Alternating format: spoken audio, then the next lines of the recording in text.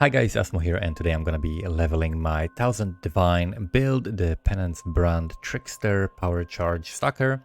So I prepared here, just like for the Scion, a bunch of leveling gear, and I'm gonna basically go over through this gear first before I do the leveling run, so that you can copy this gear if you want and basically have a really nice, smooth and quick leveling experience. So we've got a lot of detail was put into this, even the fact that I have 37 scrolls of wisdom instead of 40 because the starting character comes with 3, so I don't want extra outside of the stack that I'm gonna get. So we got the gold rim with the reservation multiplier for some easier auras. This is equipable from level 1. We got the 1000 ribbons, the superior chest. If anybody tells you to use tabula, they're trolling you. Tabula is way worse. You'd much rather have 5 links, which is very cheap to get, than 6 link from tabula, because usually you're not going to have all of the supports in the beginning. This is also supported by elemental proliferation. Let me quickly sell a pair of boots, because funny story, I bought these boots for 6 divines, but then I corrupted mine and I had hit the same roll, which is 10% movement speed. So technically, now that I sell this, I didn't pay anything for it. So 10% movement speed is the corruption you can get. That also doesn't increase the level requirement, so you can actually get 60% movement speed, 7 league steps, which is super fast. Yeah, so 1000 ribbons, huge amount of stats on this, equipable from level 1 as long as you meet the intelligence requirements, which some characters don't meet, so you need some intelligence. For example, you can get it on jewels, like I have here on a Hypnotic Eye jewel. We got int, life, and added spell called damage while holding a shield, and here we got some res and added spell called and added lightning damage while holding a shield. I'm gonna be holding a shield for majority of the run because I'm gonna be using shield charge, which is the fastest way to level pretty much. So for that reason, I'm gonna be equipping shield at level 1, just any random shield, and at level 4 I have this shield that I got +1. Basically what you can do for like early leveling gear, if you don't have uniques for that specific slot, you simply just alch and scour until you get something good. So I got the +1 to lightning. Here on this ring I got cast speed and life, so this is completely fine to just start leveling with. This is basically just for mana, since I'm going to be using a lot of skill gem levels, right? I have like a +1 levels Luctonial Caress, where I'm going to be putting my spark at level 1, and then this is going to increase the level by 1 again, and I'm going to be using a lot of support gems because I have access to like 4 links and 5 links from the beginning. This is going to be high mana cost, so you need something to alleviate the mana cost, such as Praxis or Perandus Signet. What else do we have here? We got Replica Carry War with Graceful Assault. I'm going to be doing area damage, and so I need the movement speed, I need the int, and the Graceful Assault gives you onslaught on kill, which is super good, and you can get access to basically onslaught from level 5. Then the boots, the gloves, and then we also have a lot of flasks here, right, pre-prepared. So we got like flasks with bleed immunity. The first time you need bleed immunity is around level 36, so that's why sacred flask here.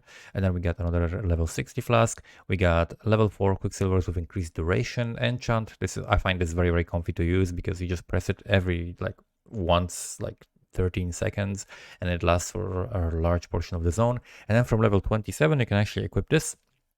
It's just automated, just gives you a ton of evasion, makes you way tankier. It's way stronger than Grace, and you can equip it basically at the same level, right? Close to the same level, 24, 27. And it gives you huge amount of evasions. Like, highly recommend running something like this, especially if you don't have like big mana problems. You don't need to run 2 mana flasks or 2 life flasks. All you need is like 2 quicksilver, 1 life, 1 mana for any character, so the 5th one is kind of a flex. Then we also have some quality on some gems. Like some gems, because I run heist, I had like so many different gems where I have like quality for them. So I found the ones that I had, and then I used GCPs on some other ones, like Spark, like Arcane Surge, which gives you like 10% increased spell damage early on while leveling. This like 10% increased spell damage is actually a huge boost. So early on this counts for a lot. We got like Orb of Storms, Frost Blinks. I got like all of the gems pre-prepared, including the Penance brand of dissipation. And since, you know, this is a Penance brand of dissipation build, this usually I would not recommend as a first build or a league starter. That's why we are using the leveling gear instead of doing like a SSF league start simulation leveling, because it's a Penance brand of dissipation build, which is not gonna be like an SSF or first build. And then we have additional items to swap at higher levels. So we got Replica Prism Weave, which gives you a lot of flat damage to spells, plus increased global physical damage, which applies to the brand, which has a base physical damage that then is converted to lightning. Lehoop in case I run into requirement issues, like for example, I need more decks for grace levels and so on, and I don't past those specific points yet, then I have Lehoop. Praxis, the taming for damage and resist. This is a shield, just gives me a bunch of damage. And then wand, +1 wand, just crafted. The way to craft +1 wands, by the way, because I have like a +1 to lightning, +1 to lightning, +1 to lightning, and you might be wondering how to do that. Basically, what you need is a white item wand, right? So just like normal quality. Normal rarity, I mean, and then you put gems, like you trade it to the vendor with gems that have at least 40% quality that is this with the same element, right? So like for example, if you put like Herald of Thunder, it has a lightning tag. If you put like Herald of Thunder and Orb of Storms and they both have 20% quality, or like more gems so that together they add up to 40, with a normal rarity wand into the window, you're gonna get +1 to lightning, and then you can use augmentation and regal and so on. So that's basically the leveling setup I have, and now we're just gonna jump into leveling the actual character. All right, let's get started. I'm gonna try to explain what I'm doing as I'm doing it as well. I'm gonna be playing on a pretty strict filter, so I'm not gonna be showing any loot really, because again, I have leveling gear, so I don't need anything. So let's do everything on attack without moving as always. Get the flasks set up. And the first thing is gonna be pick up all the gear from the stash and then set up my MTX so that we look cool. And we level fast. We are fast and stylish.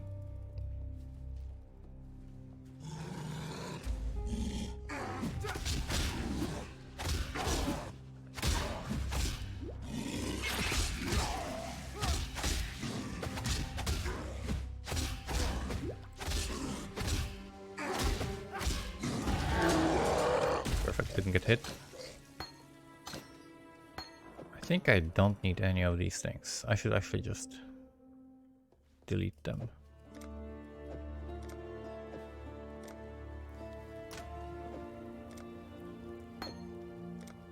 Okay, we just grab everything. First, the stuff that I equip.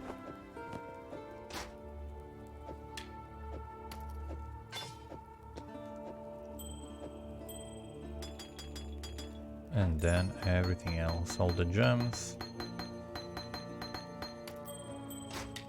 And we go.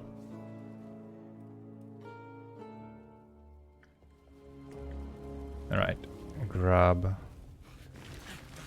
Spark and let's grab some MTX for it.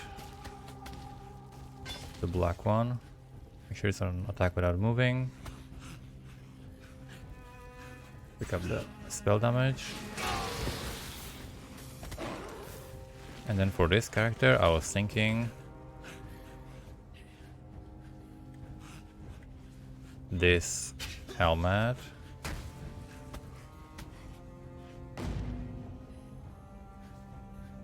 And then like the Kalguran chest or whatever.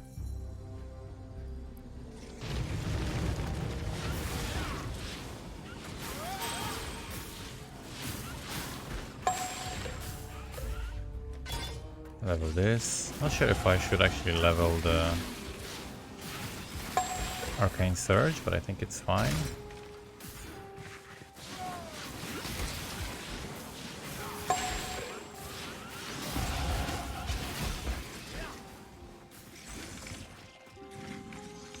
Okay, since we are level 4, we can equip this. Quicksilver.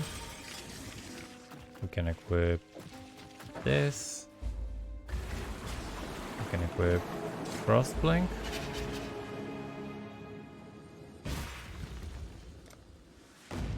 And then technically I don't really need to do the Quicksilver quest, so we can just blast.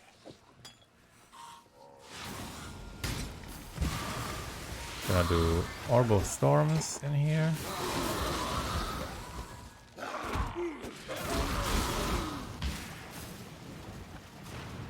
Then we're gonna do the Sniper's Mark.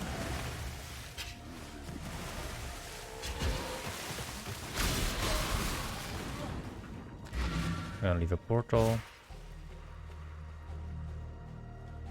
We can put Pierce as well into my Spark now.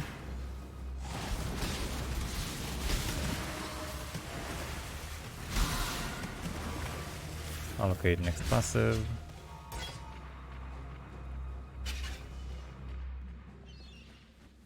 Alright, we can equip the Karui ward now.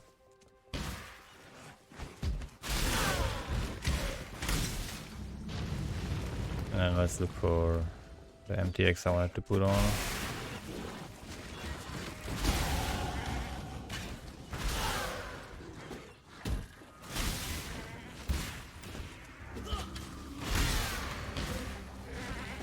Getting stuck in some walls as I'm running.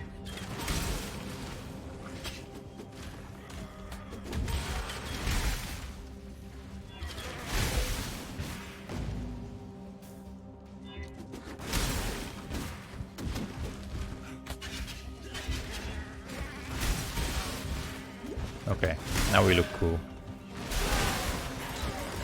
Levels and skills.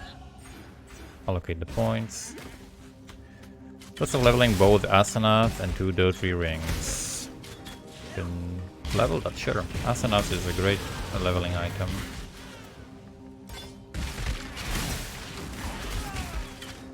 You can basically put anything you want in it.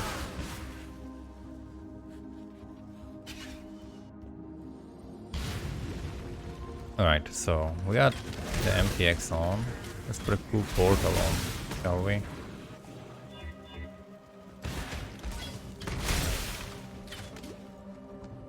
Okay, let's try to not overuse my Quicksilvers.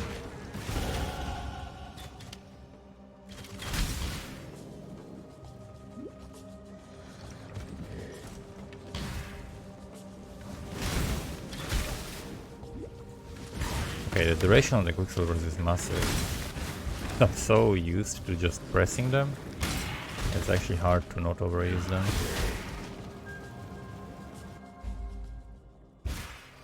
Alright, now we can add added lightning, added cold, added lightning, and go grab our skill point. We can put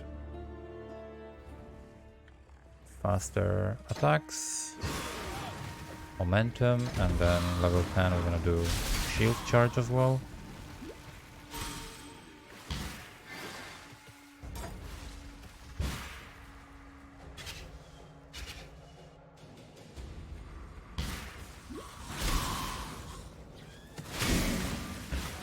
That's gonna be the wrong way.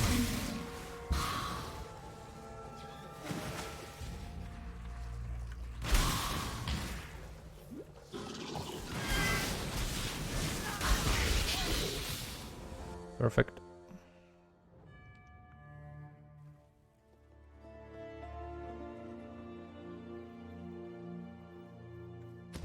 Skill point, that's all I want. And we move on to Brutus. It's gonna be to the left.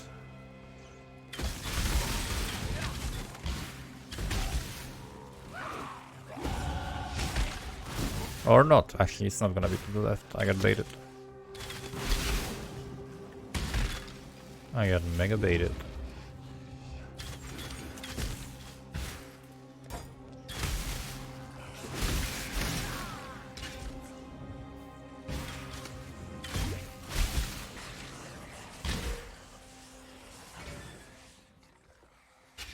Okay, level 9, level 10 we're gonna get shield charge. Gonna skip the League Mechanic. League Mechanic doesn't matter while leveling most of the time.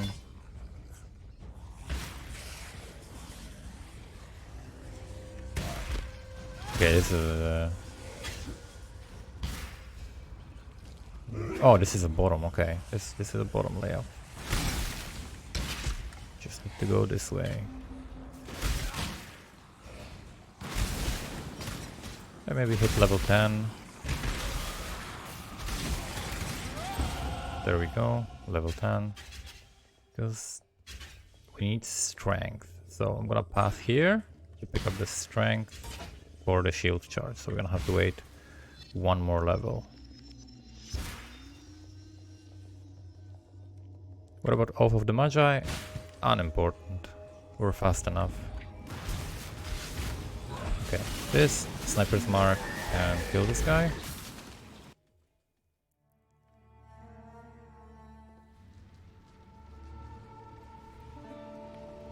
It gives movement speed, but you have to spend time looking for NPCs, which takes time. And I don't want to be that ascendancy anyway.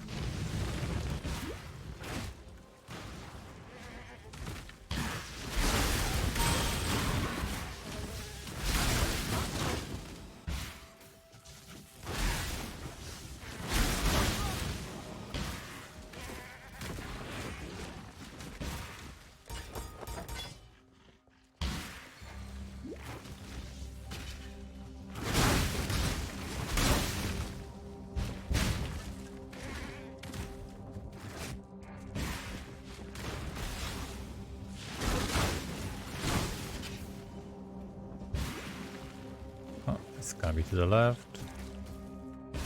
No, it's not? Okay. I got baited again.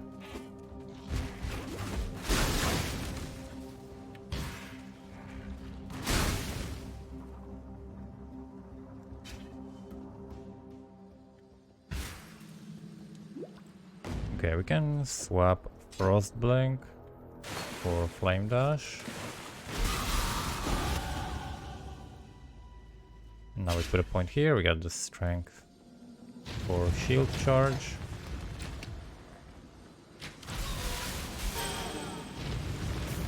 Make sure that it's on attack without moving.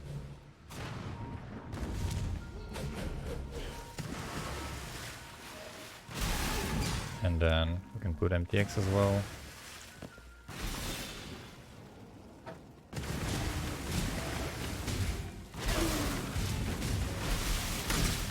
Kill blue pack. Since we one-shot everything because of the leveling gear, we can afford to mostly just focus on the blue packs. And we can one-shot this guy so he doesn't freeze me, so it's actually faster.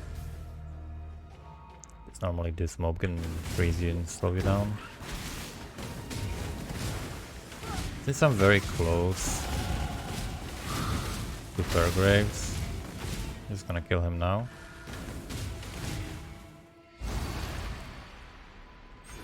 And then we're gonna path to the AoE nodes, I think.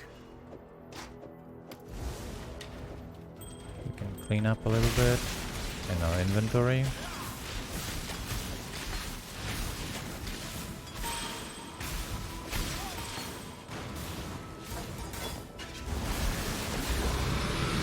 Right. Gonna jump this way.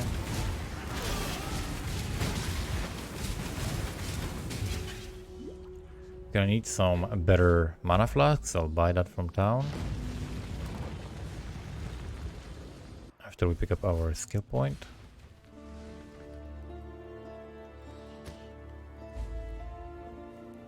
Don't care about any of the gems, just want a better mana flask. So this one is 120, so we'll grab that. And a life flask.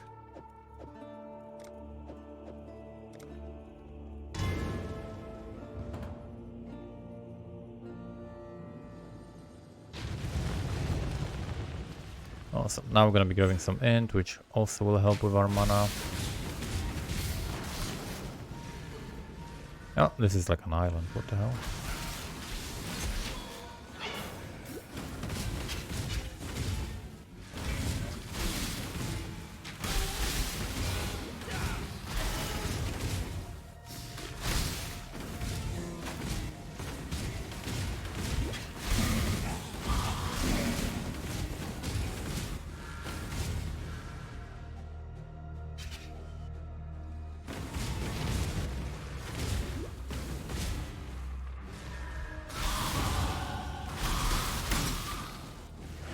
Here, come here.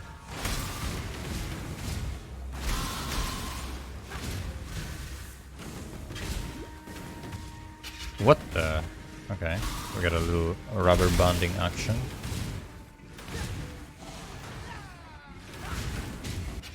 Alright, Merveil. Put down Orb of Storms. put down Sniper's Mark and murder her.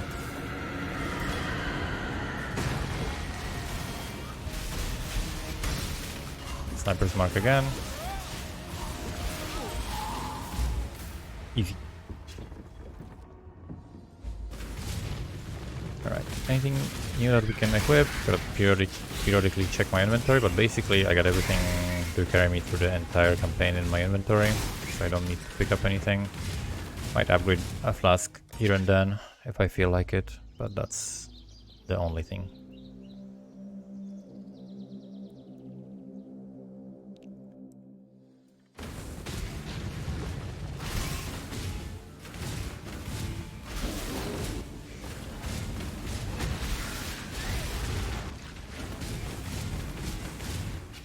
Alright, we're level 13, so we gotta make sure to be killing some stuff.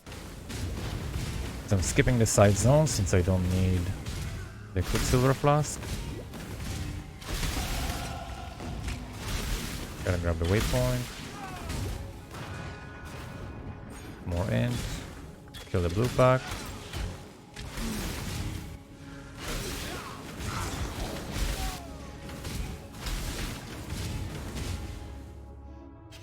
The Orb of Storms with Quality has a very nice range. We're gonna grab some AoE as well, which will help it reach more monsters.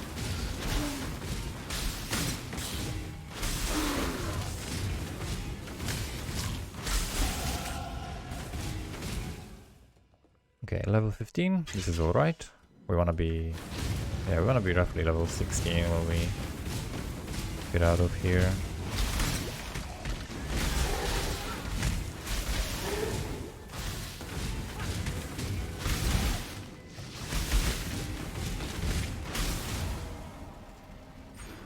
Okay, next we're gonna be grabbing AoE and spell damage nodes.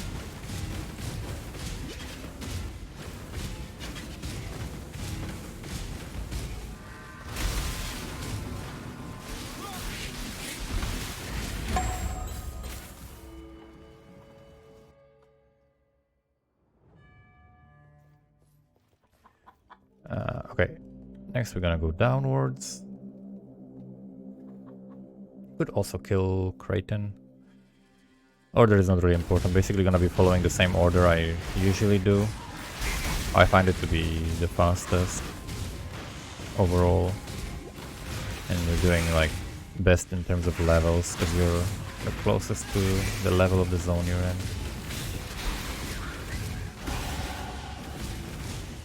Okay, so now we can equip Herald of Thunder and also Wave of Conviction. So we're gonna enable Herald of Thunder. We're gonna put some cool MTX on it. Same with Wave of Conviction.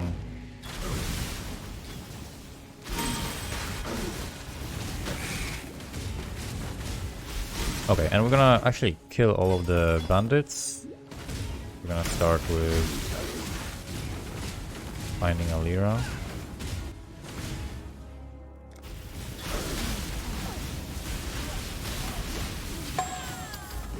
Perfect. Spell damage AoE.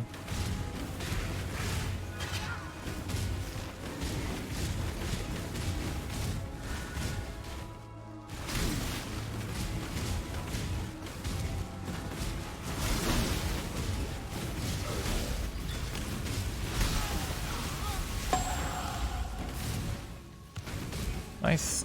And now we kill the Weaver. More spell damage AoE.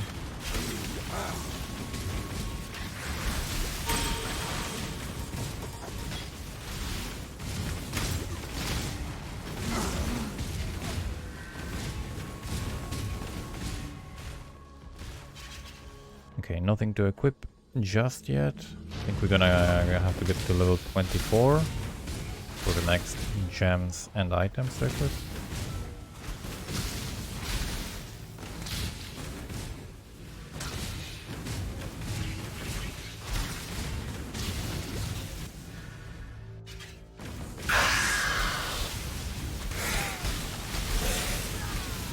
It doesn't die, huh? Okay. It was phased. It was still like taking damage, but it was like immune to damage. Guess we can't kill it. Game won't let us.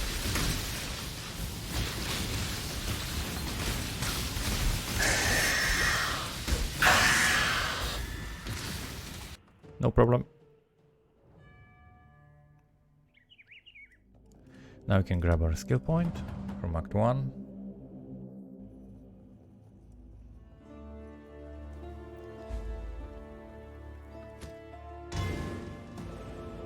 And then go kill Kraitin.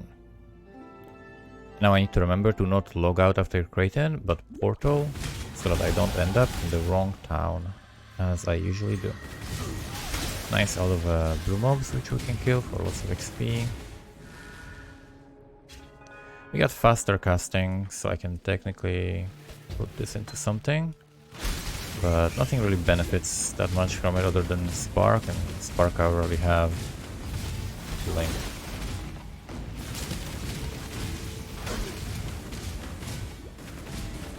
I got already full links in my Spark setup. Okay, kill Kraitin, debuff him, kill him. And now, no logout, just portal. Perfect.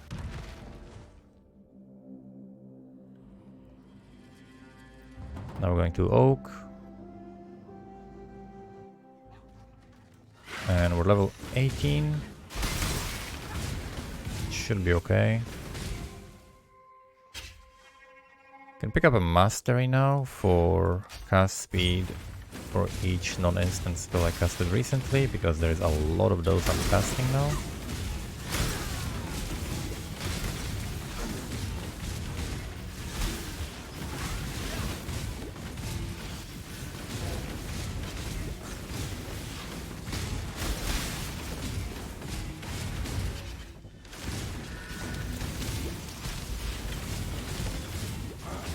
We got Oak.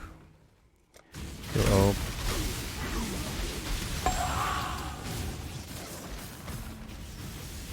Let's get my skill points.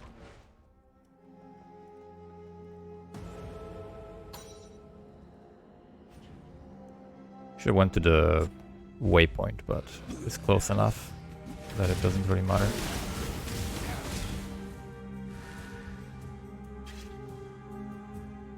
Okay, nice. Now we allocate 3 points. This is a good good leveling tree in the sense that when we get a lot of points very quickly, like we just got like 3 points instantly, and this is exactly the moment where we have to take the most travel nodes, so we're gonna have to be, you know, sacrificing some improvements. Instead of getting like extra damage, we're just gonna be getting int for a few levels. But this is the best time to do it because we're getting so many points that the time of like low power gain from passive tree is gonna be actually the shortest. So the leveling tree is gonna be in the description of this video, and if you follow that, it's going to count for all of those things, like low time in terms of damage during leveling and so on. This is something that you can pretty much only do if you like actually practice something. I have leveled this character like this setup before.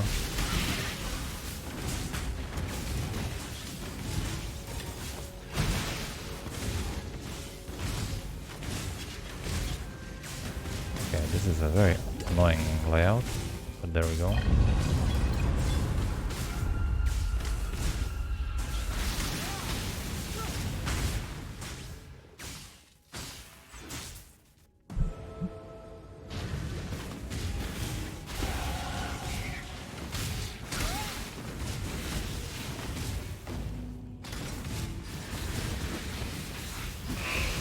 Right, and now we finished the traveling part of the tree. Now we are in the good spot where we can pick up lightning damage, damage to brands, we can pick up life, res, cast speed, all of the good stuff that we need.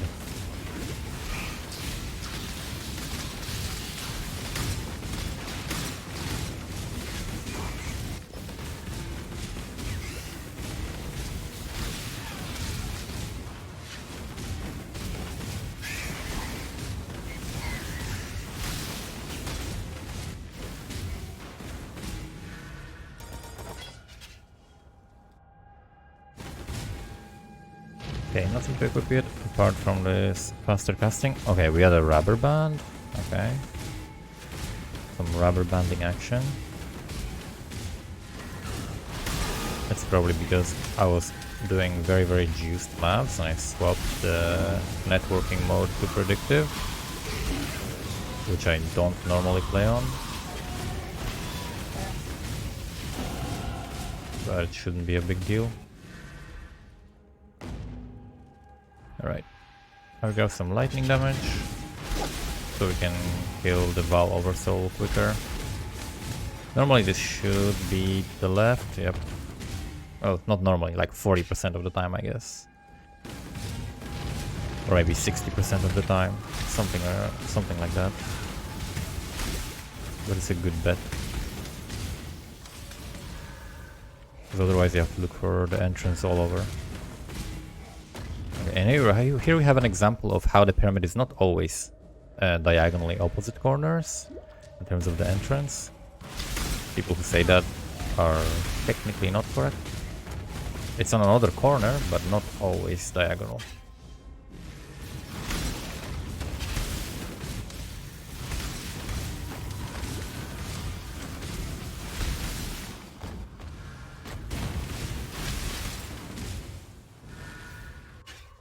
Pyramid apex. Time to drink some water. We get a ring to equip. Nice.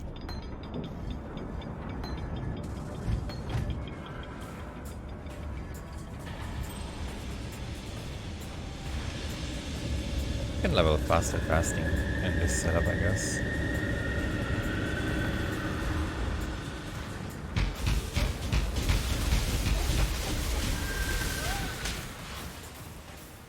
Alright. Let's wait for him to come back again.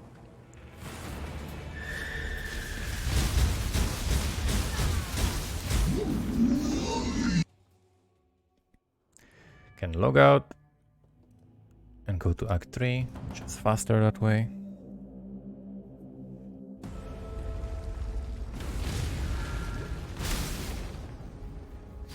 Level 22 and level 23 zones, so we're keeping up with XP very well. Clarissa needs to wake up, but we can kill some monsters in the meantime, because we still have to talk to her. Otherwise she doesn't appear in town. You can take off your chest while walking here. There's really nothing else you can possibly be doing. And it makes you 3% faster or 5% faster depending on light or heavy chest.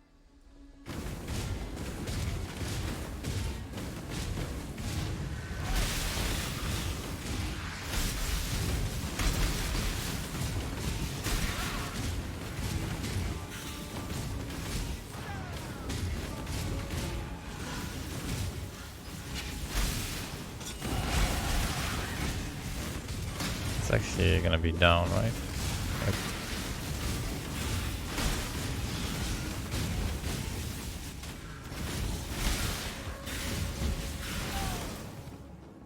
Okay, we can grab these points. We want to make sure that we are close to the lightning mastery around level 28, because we want to pick up the physical to lightning conversion for our Penance brand.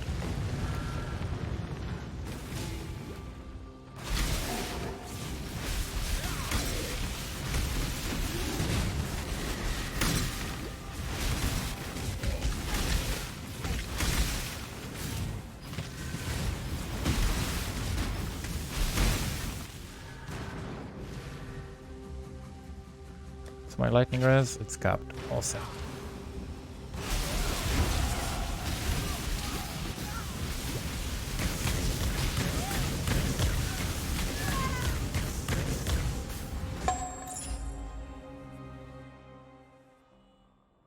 Okay, now I grab a key.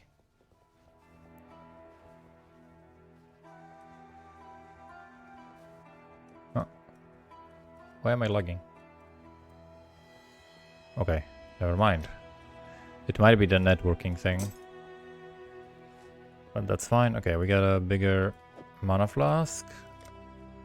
Get a better wand as well now. So let's swap to that.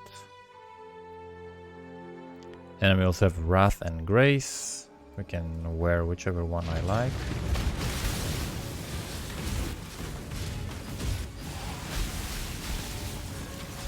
Technically I can just put both of them so that they level, but we can only enable one of them. So it's gonna be Wrath because I want the damage. And then we're gonna grab more lightning damage.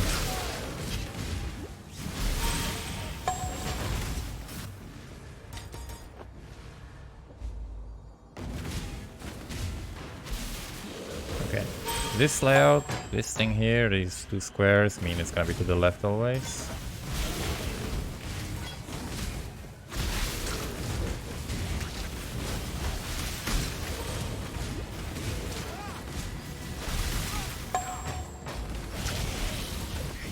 Faster casting. Okay, we got conductivity as well.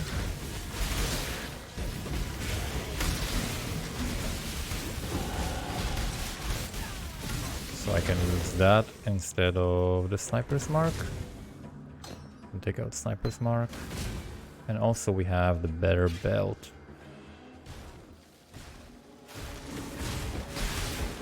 So we can swap to that as well.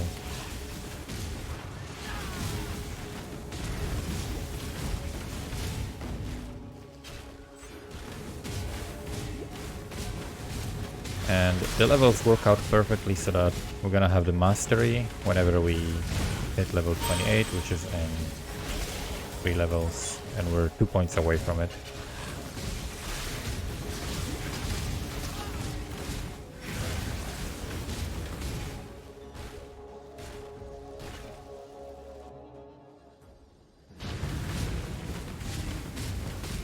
Okay, this is debate.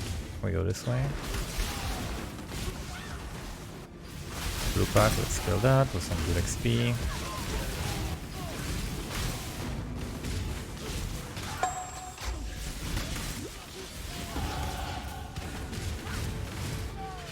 So we're level 26, which is great. We don't need to overkill here in the docks. We might have to, because I might just not find the quest item quickly. But if I do, I can just leave.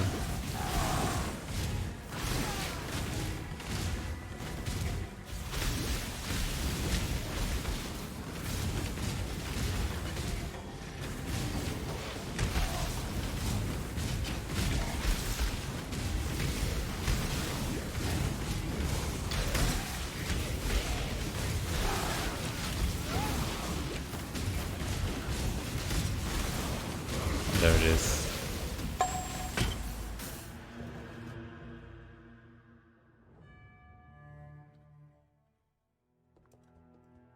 Alright, let's pick up skill point. And I think that's it. We just go to Solaris Temple.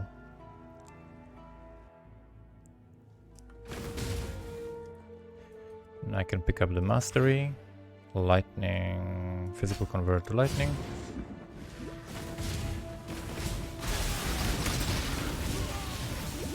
Alteration.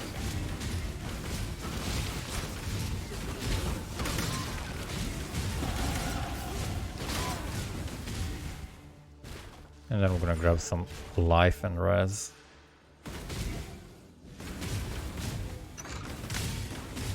Oh, it's never up here.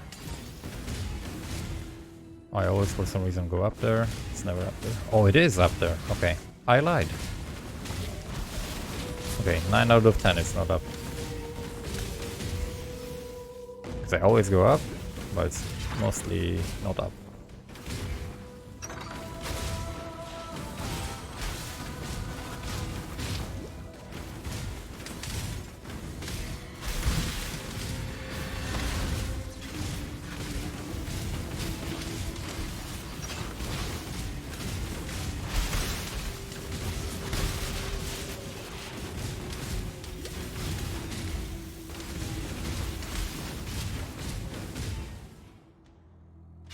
We got the flask now that I can equip.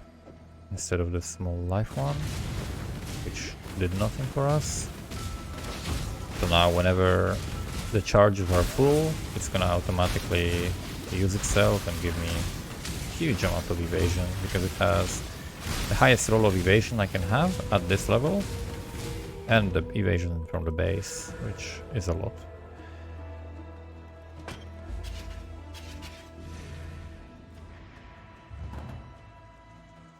Right, so now level 27, next level we get the actual Penance brand and the new shield.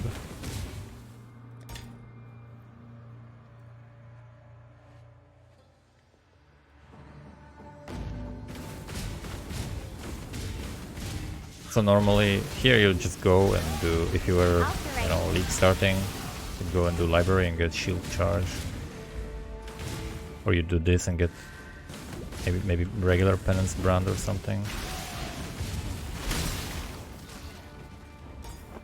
But it's much more clunky and much worse to play with regular Penance brand compared to the dissipation.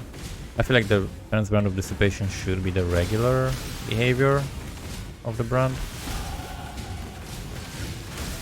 And then the other one should be something different. Okay, so Orb of Storms, not needed anymore. So we are gonna just simply use the brand now. We can swap the shield. Okay, we got the shield charge.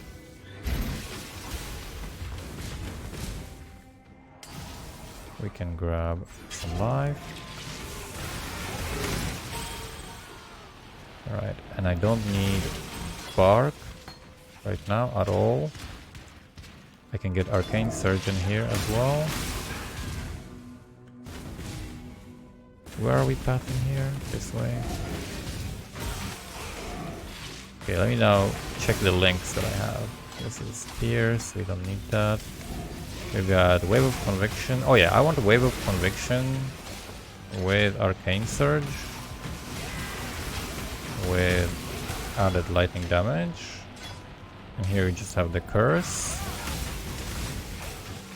And here we have Penance Ground of Dissipation. That's great.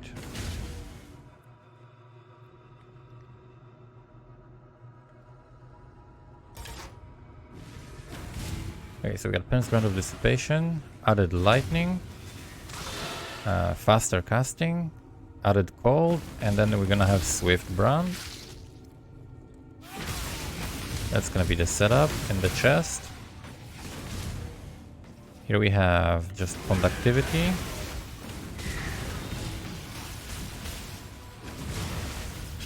And later we can do conductivity hex touch, but you get more cast speed if you have them separate actually. Because you get cast speed from caster mastery for each non-instant spell you cast recently.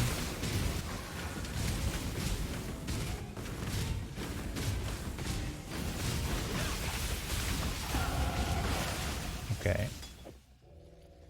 So these are all the things we've already used, and these are still to equip and to use. I think a swap was successful.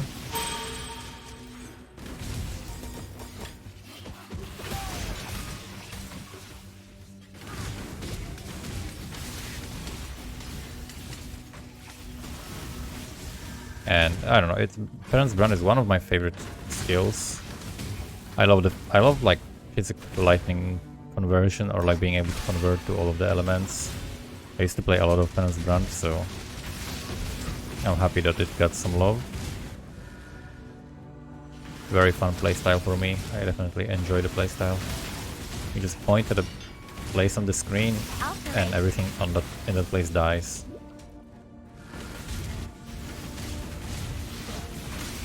Okay, so we've got this on attack without moving and this on attack without moving as well. So we drop the Penance Brand and then we basically do debuff this guy and he dies. So that's the playstyle.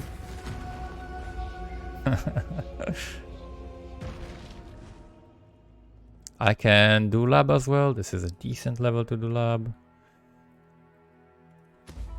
decent amount of damage. We just picked up some life.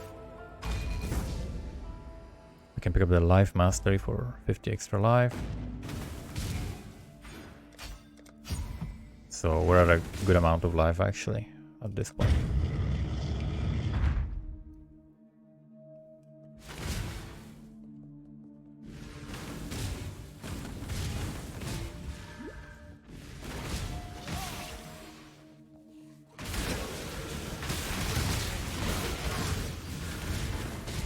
And with the elemental proliferation, we are getting a bunch of cold damage added, because I have flat cold damage from things like Prism Weave, and also from added cold gem, and also from added cold on the shield, so we're able to like freeze and chain the freezes. Okay, let's make sure to maybe kill this thing. We're just doing insane amount of damage.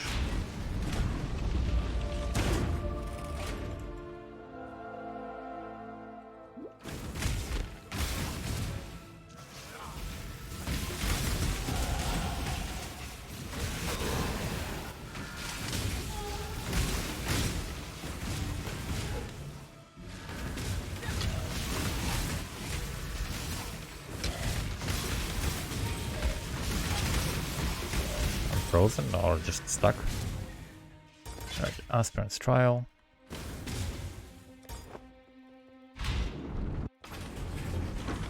And we can grab some brand nodes for 2 additional brands, which is gonna help me with clear.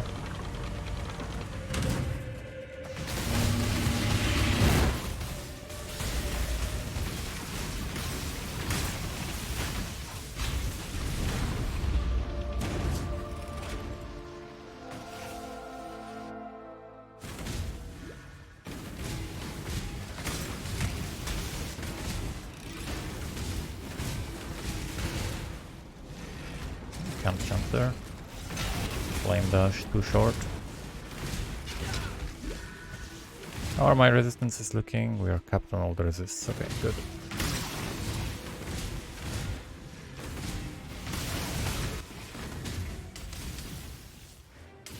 Right, this is okay. So yeah, we can equip the taming now as well. And this gives me the extra res. That puts me above 105. If you're above 105 before killing Act 5 Kitava, that means after losing 30 res, you're still gonna be above 75. So this is now we're capped res for the entire campaign.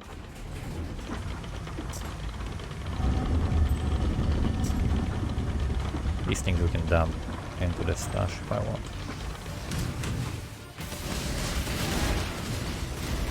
Okay, he should just die now. Pick up treasure key. Don't know why I'm picking this up, but that's okay. Trickster, ascend.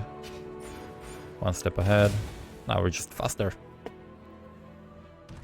Now we are just faster. And then we go kill Dominus.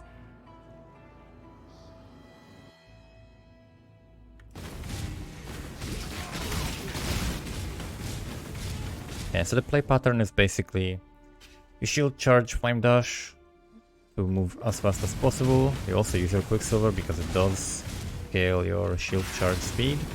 And then just drop a brand. If you see like a big magic pack or a big rare monster or something like that, then you can also Wave of Conviction, and you can also Curse if it's like really tough. And for single target you do use the Curse.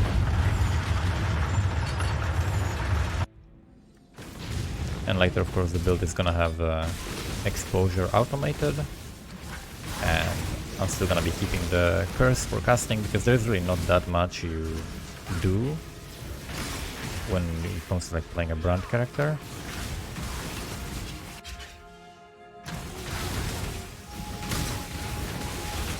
Alteration. So you can completely like afford to cast, not a problem. So casting a curse on a brand character like this. And I also am going to be leaning toward not using Swift brand because I'll have so much damage that for clear I will not need the Swift Brand. And for bossing, not using Swift Brand is much better. And this is going to be a bossing character. Focused on killing uber bosses.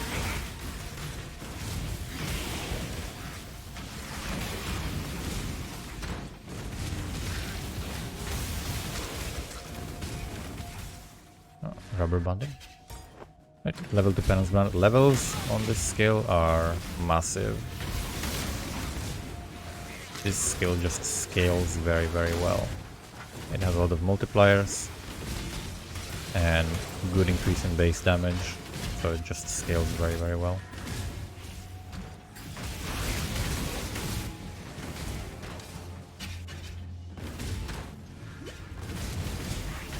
That's why +1 to levels on the wand is really huge.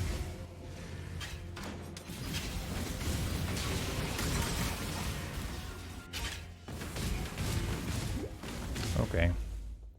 Swift Brand. Okay, now we're gonna be doing ridiculous damage.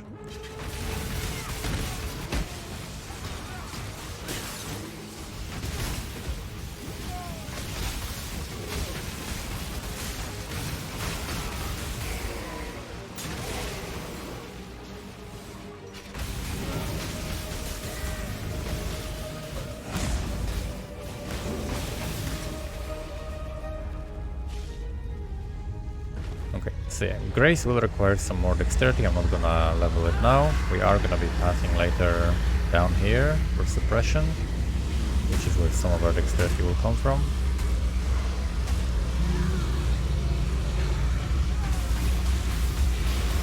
Okay, I think... Oh wait, the brand expired because now it's pretty short duration because of Swift Brand, but we are picking up some brand duration. And then later we're gonna be also scaling some skill effect duration, which will make this very comfy. Okay, we're level 31 and a level 33 zone. Everything seems in order.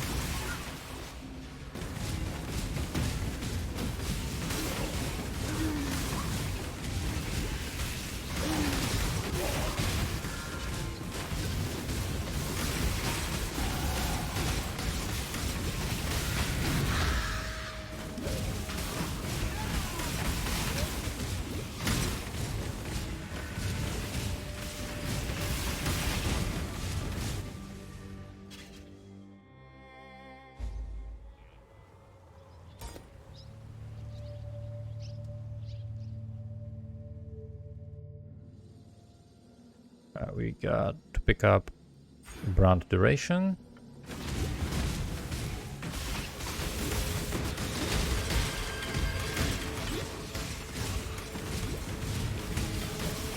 And then from the mastery, I think I'm probably gonna pick up brand attachment range.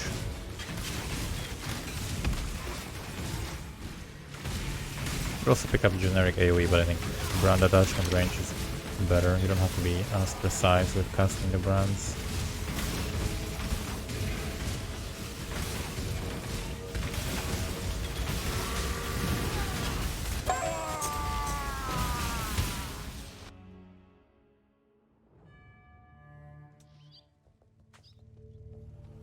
We can drop some stuff in the stash.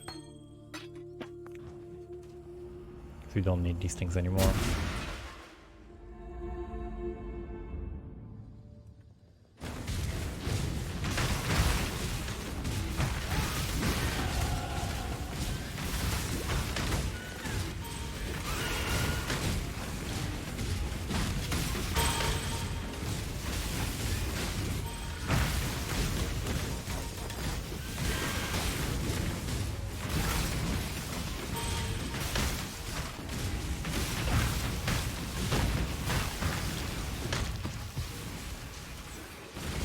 More brand duration.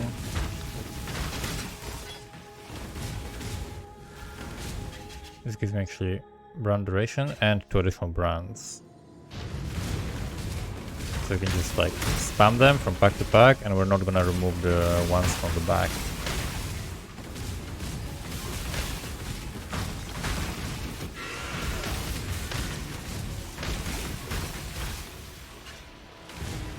Is this the right place to go? Oh, oh yeah, this... We cannot jump there, but I see the skill point quest. So at least I know which direction to head.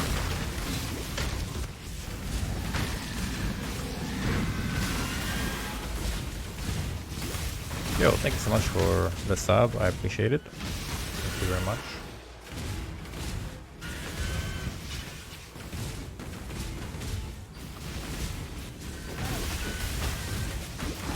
Took some bronze, nice. Oh, level check, level 34, so we're 2 levels below the zone. Perfect.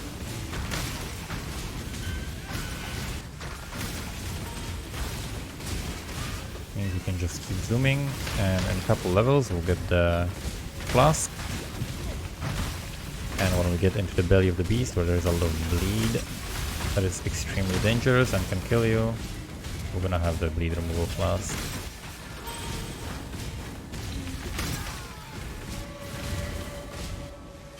Pick up the waypoint. Let's go. The rest is a dream, doesn't really matter.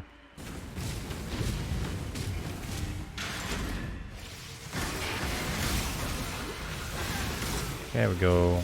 Round attachment range, I think.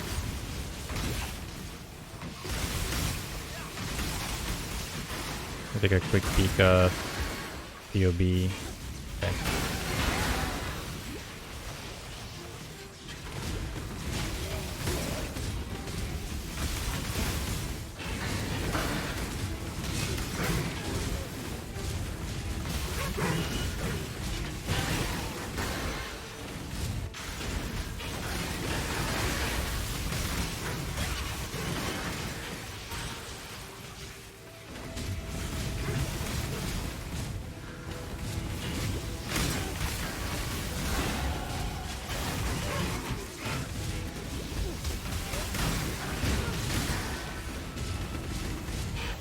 Bit stuck there, but that's okay.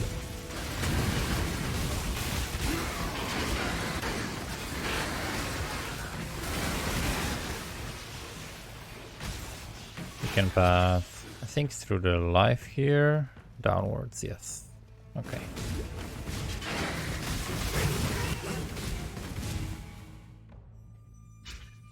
Then we pick up lots of cast speed, which kind of exponentially scales our damage.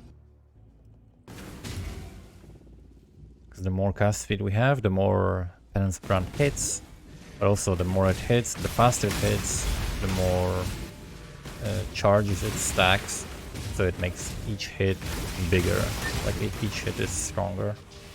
And with each hit being stronger, and you're hitting faster and faster, you just exponentially scale the damage, so cast speed is very, very important to pick up.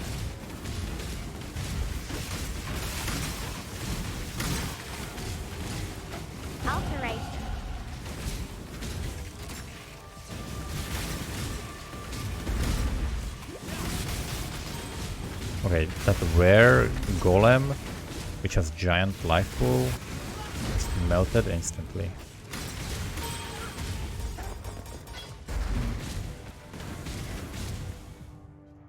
Okay, so now this Penance brand is missing some strength, so I think we're gonna go grab the hoop, which I should have here. I'm gonna equip it instead of this ring, because that is very important to level.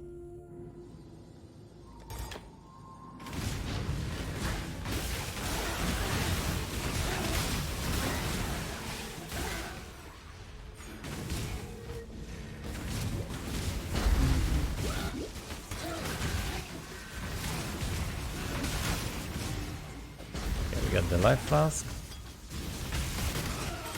In terms of resist, should be fine.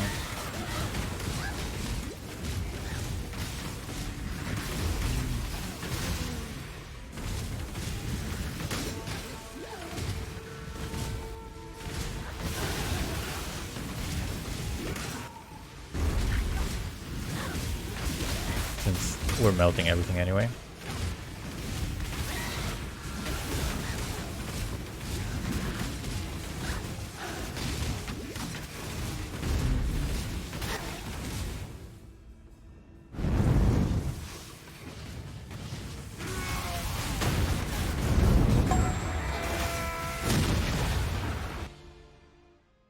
Nice. You can also pick up the quest now, the quest reward.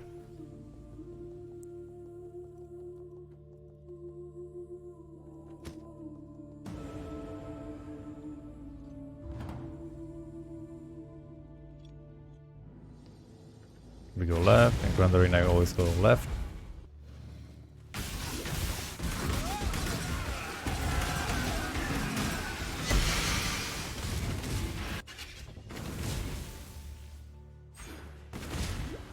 Gonna head to the Lightning Mastery first. Slightly better than just the cast speed, lightning damage and cast speed. The lightning cast speed wheel.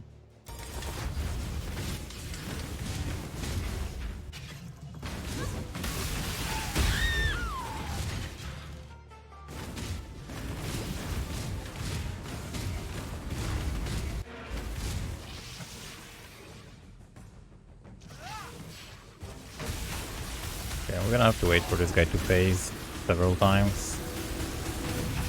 We can just keep debuffs on him.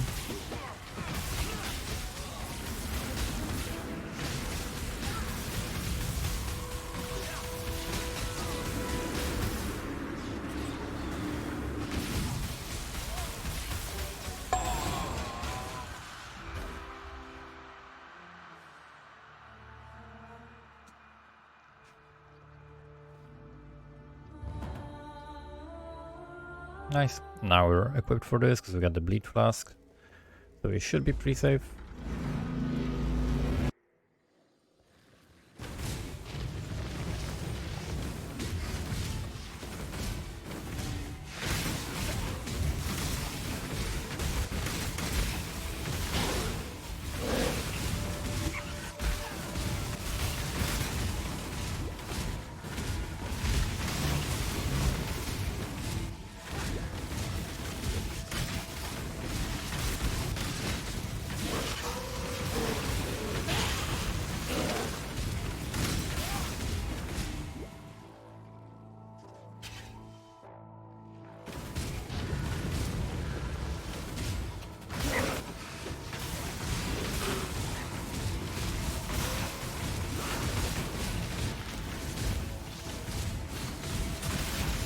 This is probably not gonna be this way, yeah.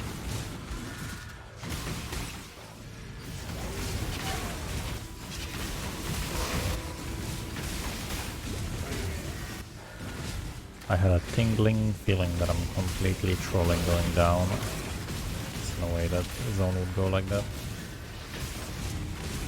Also, this is a massive dead end.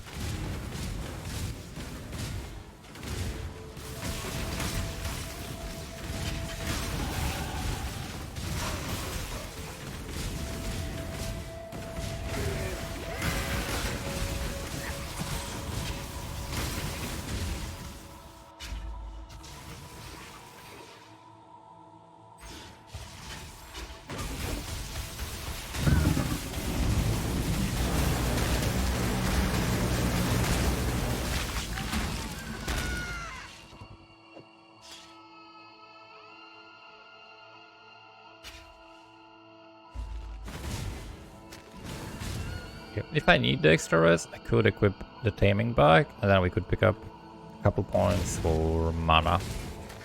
And we should be fine on mana. Oh, there's a big bleed. Luckily I can just easily remove it.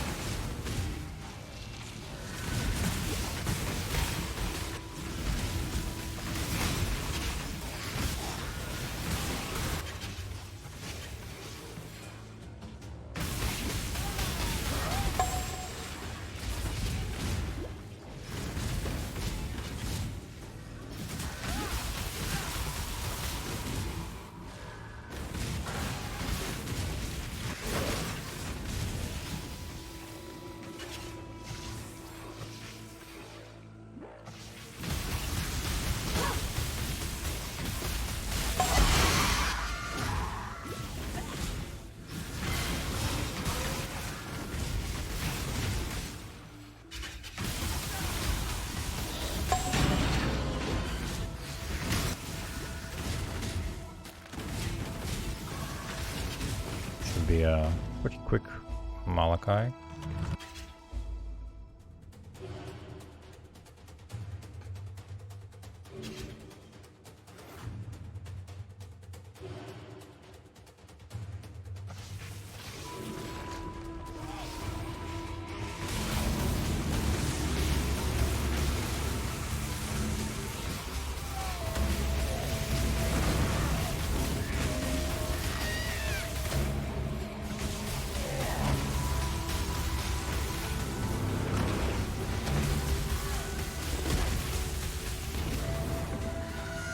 Okay, stay away from Malachai so he doesn't cue an attack on me, and we waste time.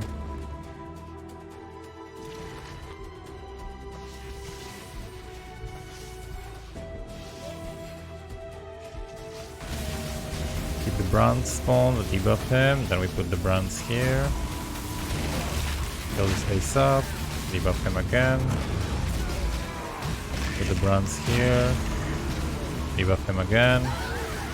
Put the bronze here immediately. Put the bronze on him immediately. Fastest Malachai I've ever seen. What in the actual fuck was that?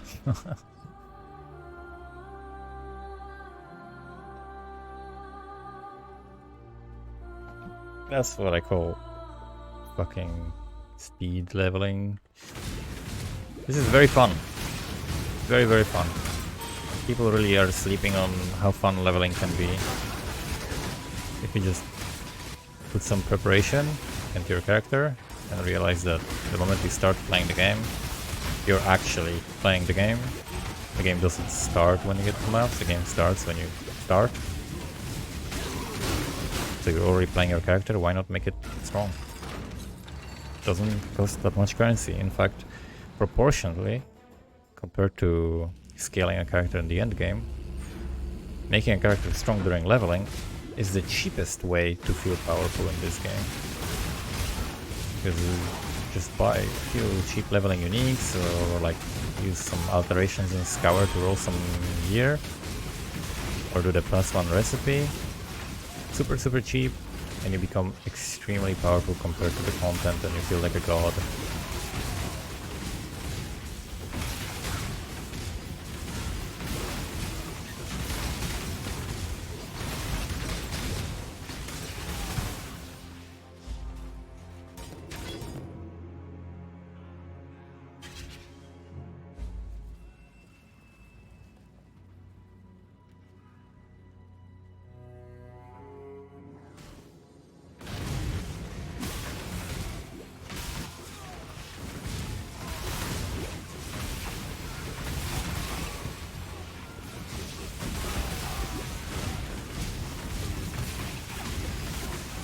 I got a corrupted from here.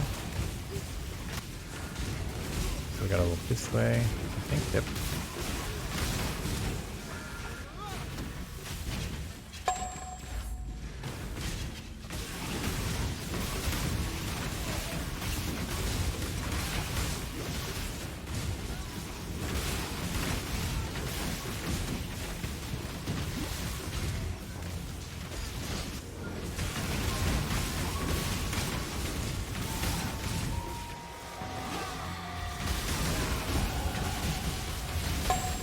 Jesus Christ, this guy evaporated like a white mob. Alright, big damage now.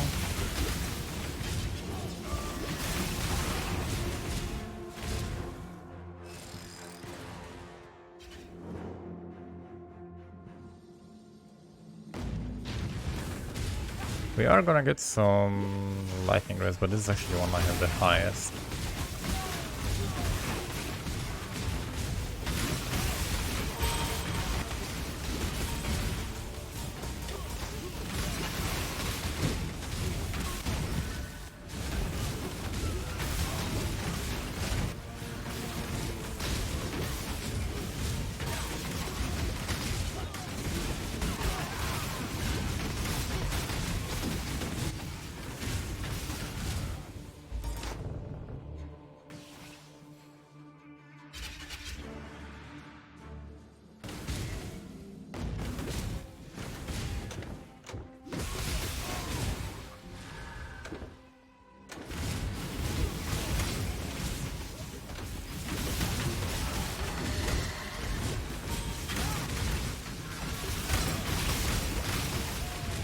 Okay, what level am I?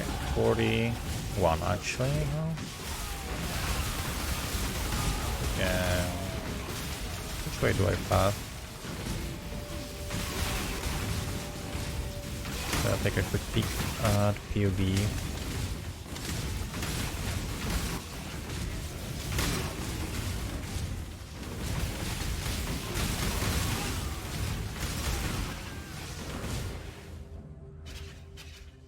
Straight through this. Okay. Straight through this it is then. I'm gonna pick up now a lot of cast speed. And some life mana.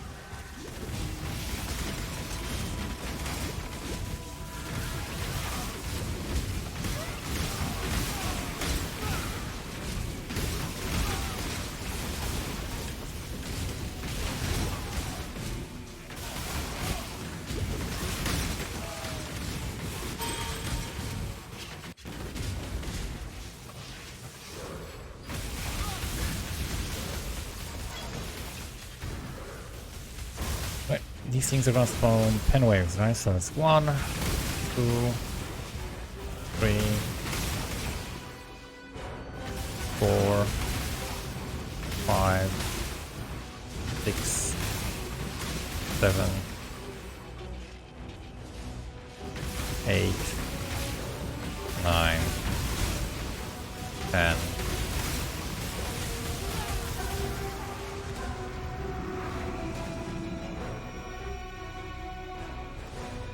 It's a cool fight if you don't have 10 times the damage required to do it. Otherwise it just feels too long to wait for all these phases.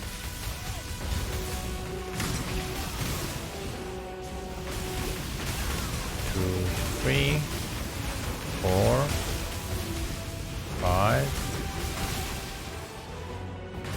6, 7, 8, 9, 10.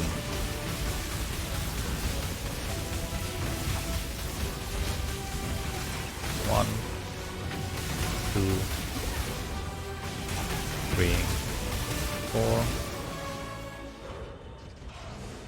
5, 6, 7, 8, 9, 10.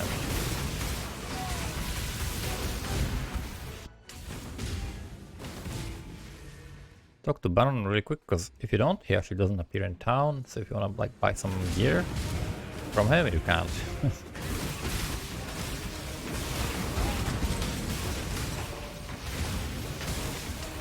can jump through these little gaps, like windows that are broken.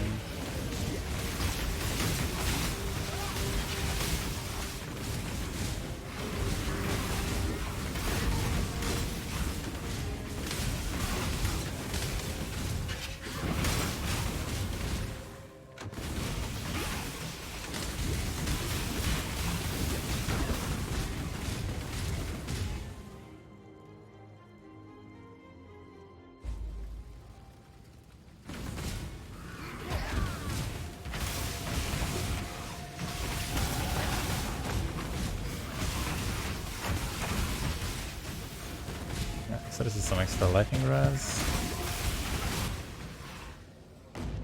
They kinda need other res.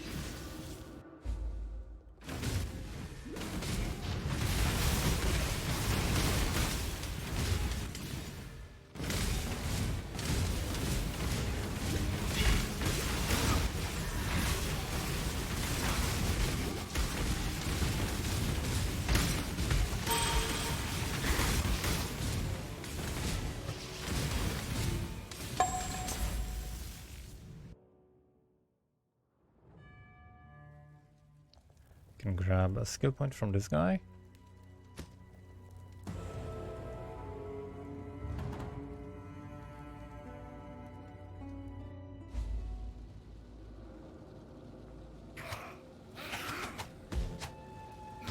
Pick up this. Does this give me strength by any chance? No, it gives me int. Okay.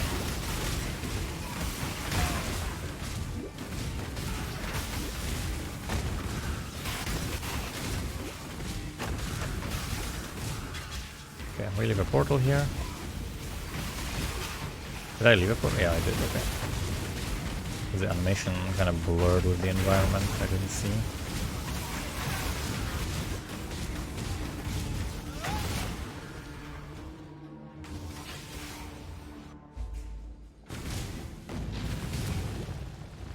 The only right way to do this zone is clockwise. If you do it counterclockwise, you're a psychopath. Just set up on the same page.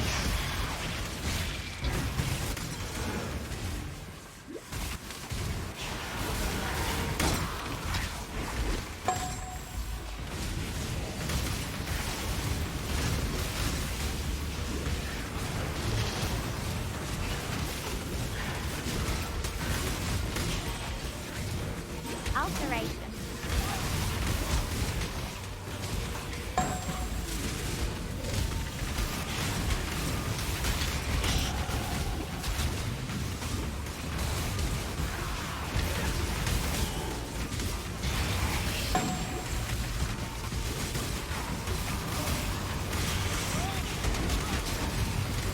Alteration. Right, back to town. Talk to this lady. Skip whatever rewards. Go to the book. And get into the portal. And we save a lot of time running back and forth that way.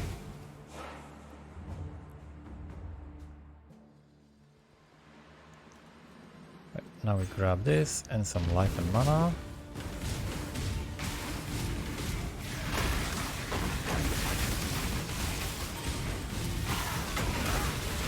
Level 44, which is great.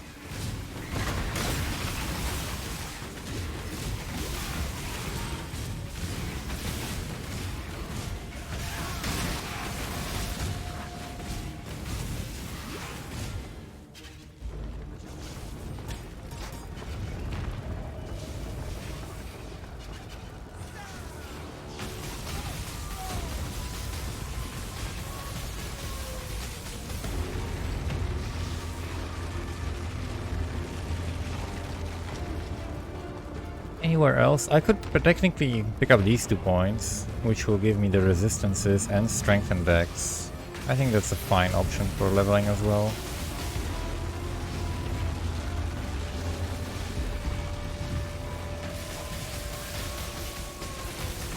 I might just do that. Yeah, I think we'll do that. Pick up these 2 points.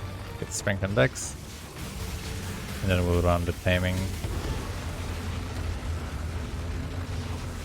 Up my resistances.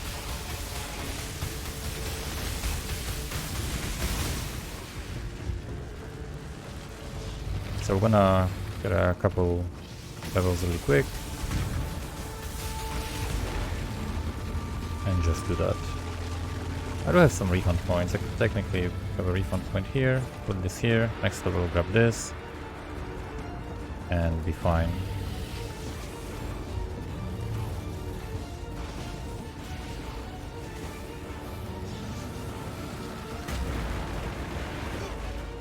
$68, 10, so I need 10, so this will just actually cap my res.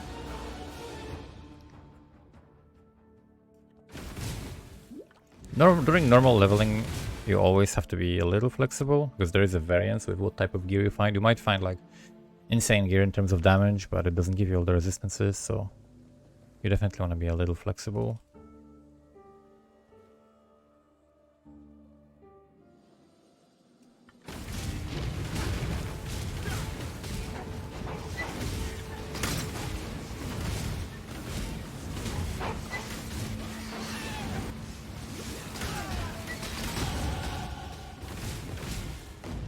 Alright, and now we pick up this, and I'm actually capped on the res.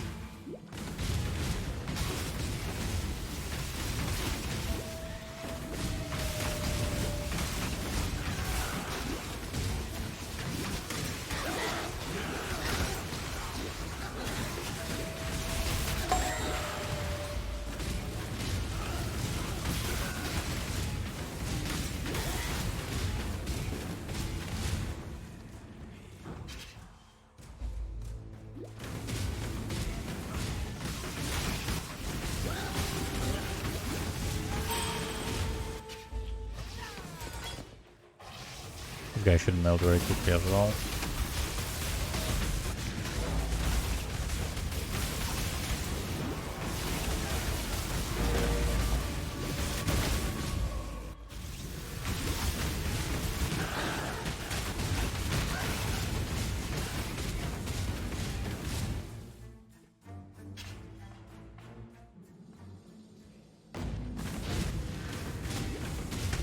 Probably gonna pick up the skill point boots when I get some more skill points. If you're struggling for damage, if you're doing like a fresh leveling, you can do that earlier. But for me it's better to just be a little bit more time efficient.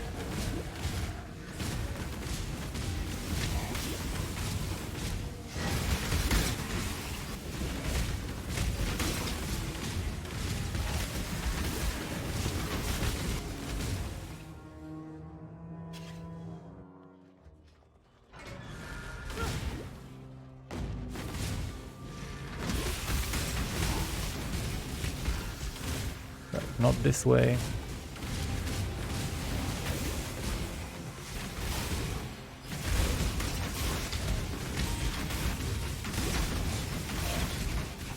Perfect.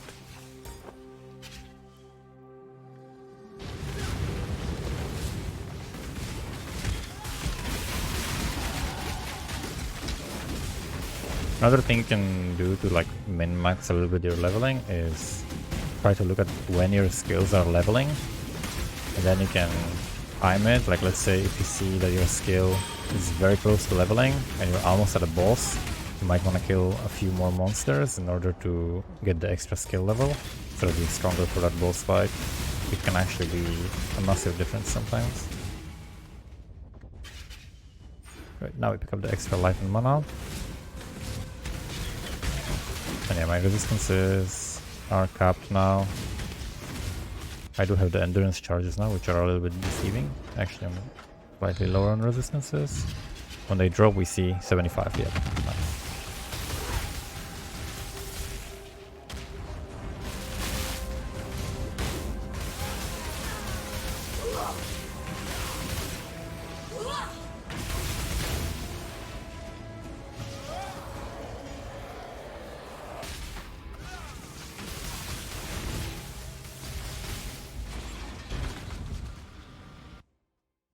Log out. Again, first character of the league, you don't want to log out because there's a recipe downstairs. You can pick up some rewards. I'm sure there's a skill book or two I can grab. Yeah, okay.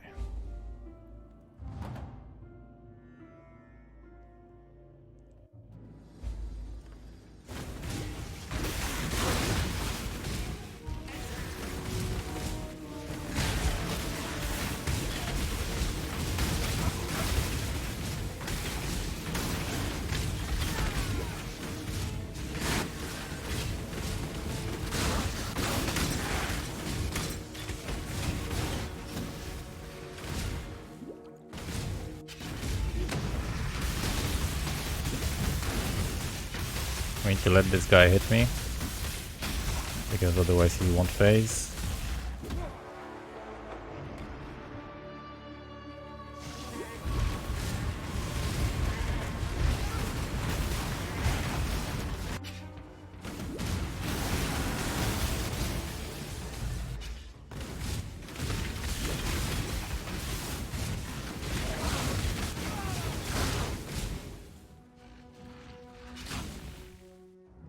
Skill tree keeps opening on the wrong location, but that's okay. Let this scroll far away to allocate my points.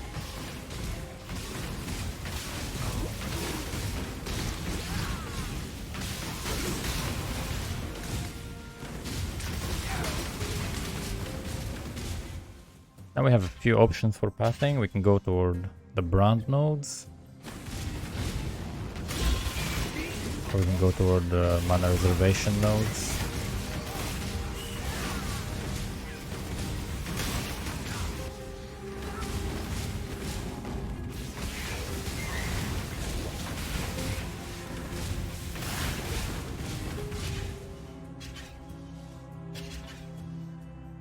Brand on the mana reservation.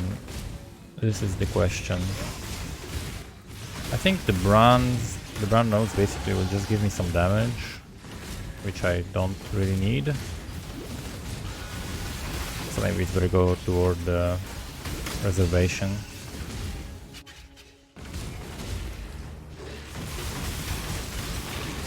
There is some life to be picked up there. We kill this? Okay. Alright, nice, easy.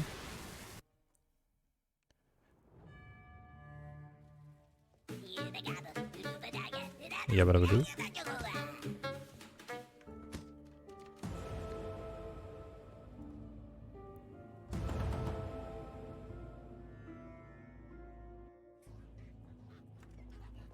Alright, so we can path now here.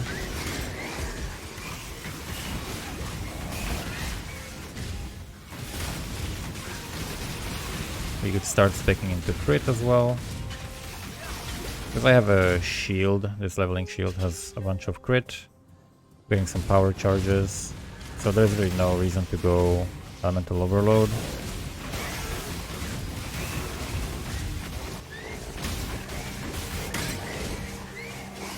And if you go elemental overload, you do have to pick up the nodes for shock chance.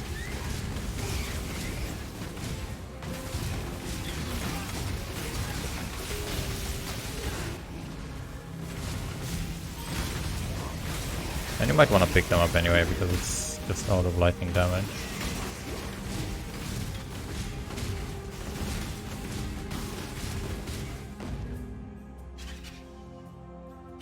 But yeah, once we pick up these nodes that I have right now, it's kind of up in the air which way you path.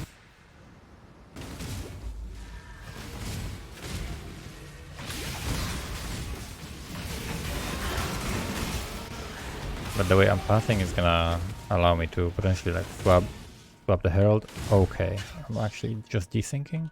What year is this?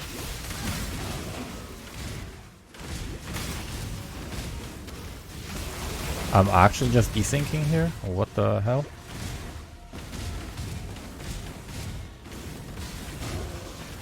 Okay, we're just perma rubber banding apparently.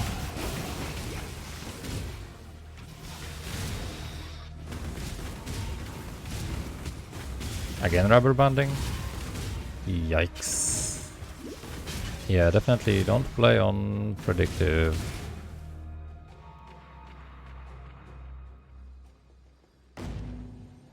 Right, so we can go a little bit down. We can pick up potentially Ghost Dance. We could become like way tankier if I go and grab the reservation now, so that I can hit Grace instead of the Herald. And that would allow me to also pick up Ghost Dance, because then I will have always enough evasion. Speaking of evasion, I can level a little bit the Grace, because I did pick up some dexterity. So we can run Wrath and Grace, be tankier by a huge amount.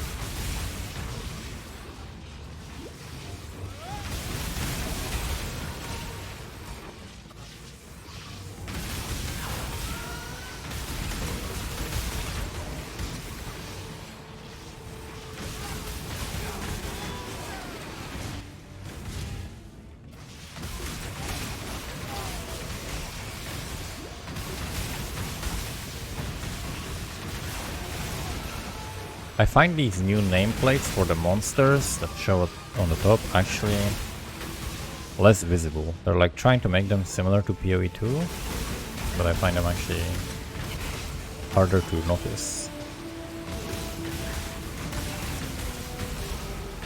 They look cool, but they're just like less functional, I think. Alteration.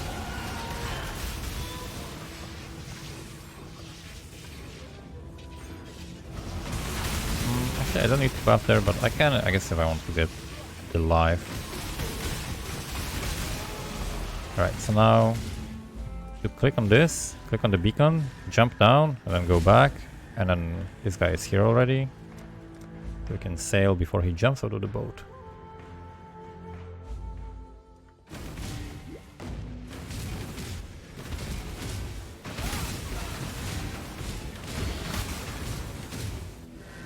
This zone I actually should learn because I don't have a really good read on it. I tend to go along the edge. At this point your character is pretty fast. So it's not that big of a deal, but I could learn these layouts a little bit better.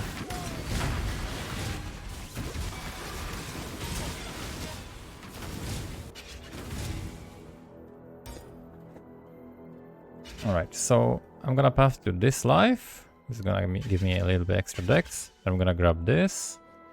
I'm gonna grab mana and mana reservation, and that should allow me to hit Grace, but I will have to turn off the Herald of Thunder. But it's okay because the Herald of Thunder doesn't really do that much for me.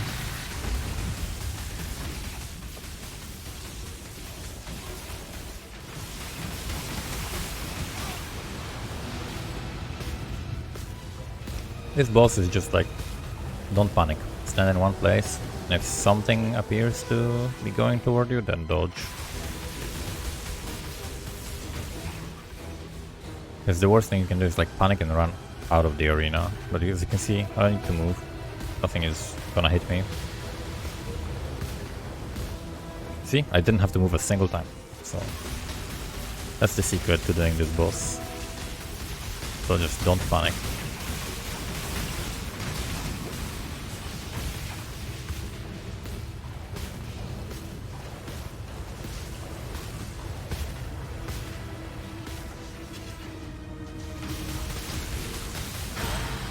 Right, so after we kill him, we log out and we assign our pantheons.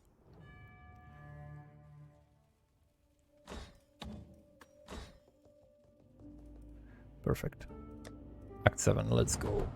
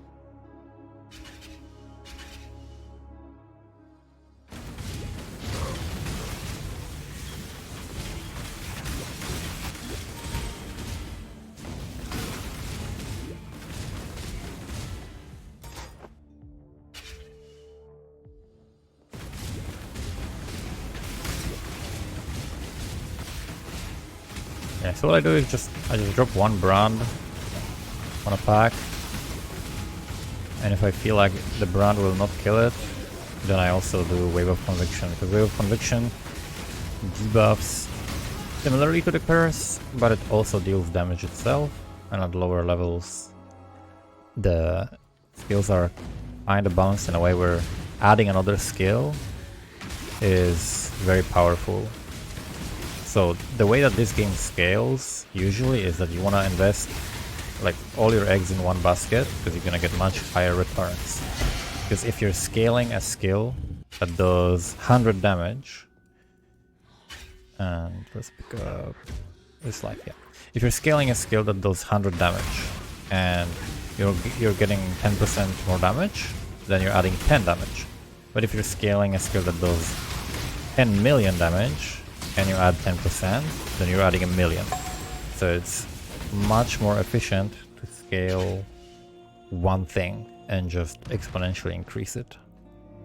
However, at the beginning of the game, when you don't have a lot of scaling yet, simply adding another skill is gonna usually result in much like bigger efficiency for your character, much more damage for your character.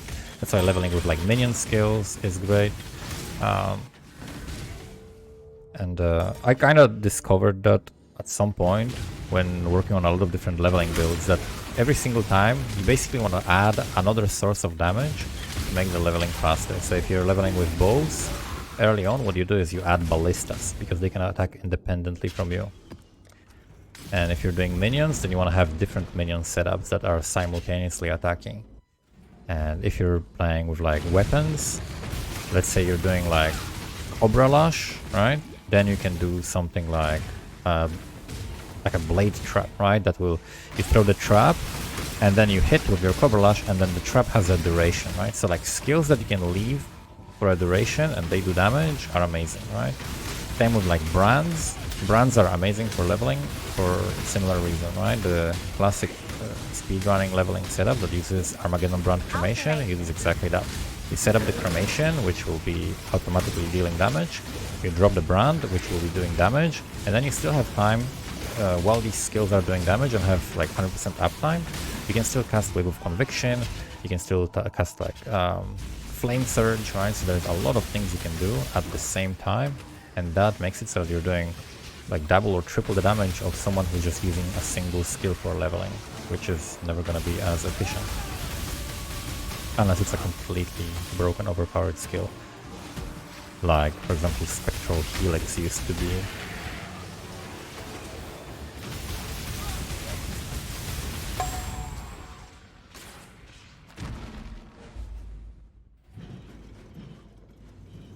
We get the key.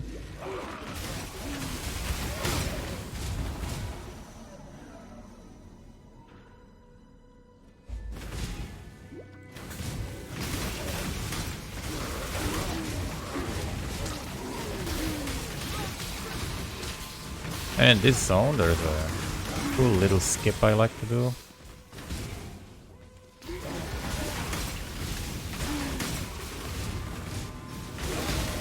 We just need to not end up in a giant dead end.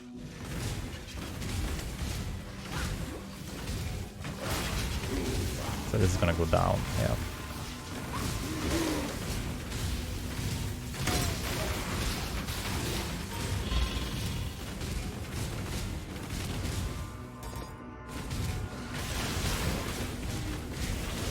Let me do it here.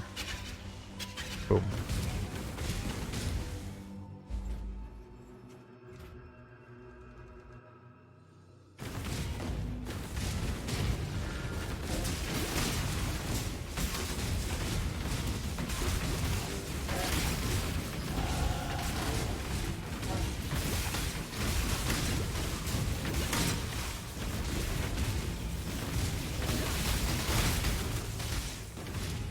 Insane damage.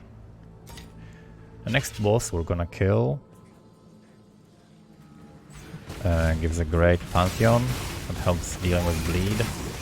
Unfortunately, he also does bleed damage. So this is like a, for me, when I was playing in the Gauntlet, this was like one of the most rippy moments that I over level for. This boss does like a very nasty bleed plus maim. You just end up taking increased physical damage. However, for us, we're just gonna melt him, so it doesn't matter.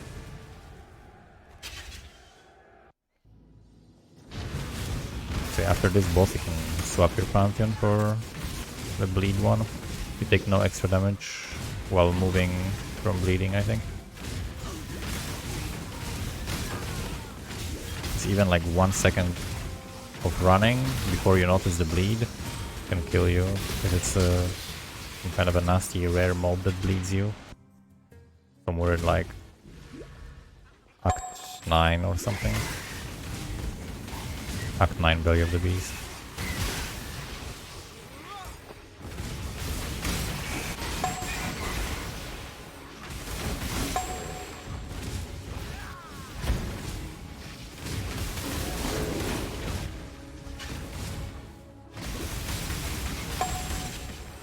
I'm gonna go on D&D. I don't have people messaging for some random trades.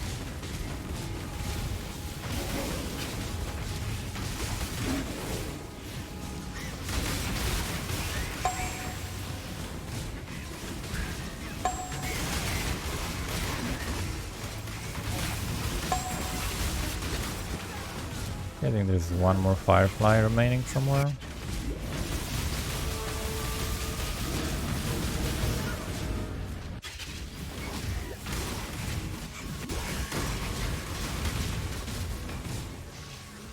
But where is it?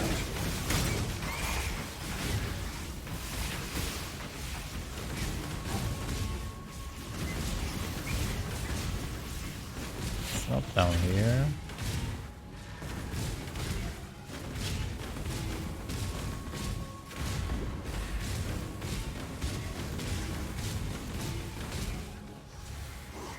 Oh yeah, bring the Firefly. I know, we got them all. We actually got them all.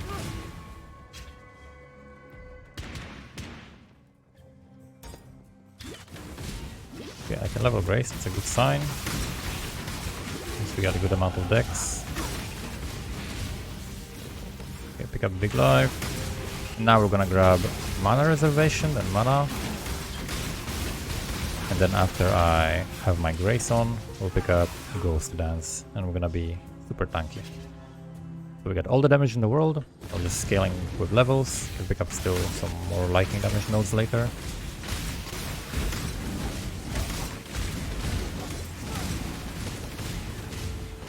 It will just become tanky, plus Grace helps you not get hit, and if you're not getting hit, you're not getting stunned, so it's a smoother gameplay as well.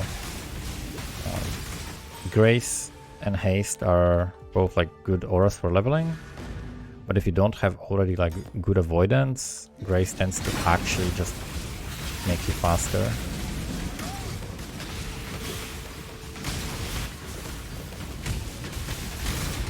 And it feels much better to level with Grace than with Haste. Unless, again, it has like some other form of avoiding damage, which some builds do. Okay, now that I picked up all these things, grab 3 skill books.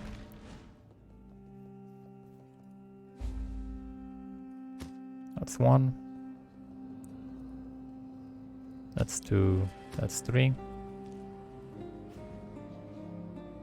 And to level faster, you always want to do everything you can on the way. So you see I didn't click on the books, I just grabbed them, and then I'm gonna do this on the way.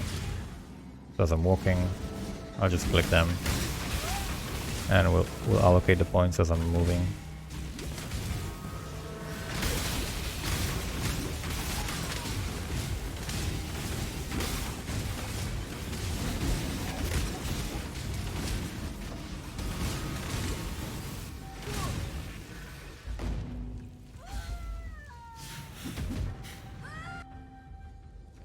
Right, we can grab this.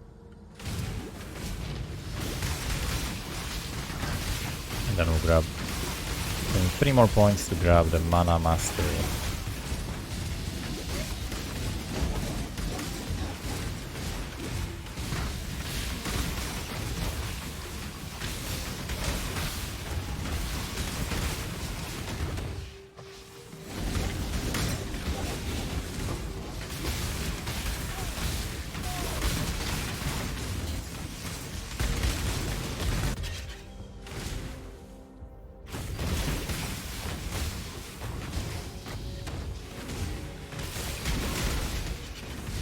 I can also recraft my wand potentially with a higher tier of flat lightning damage. Probably will do this after my next lab.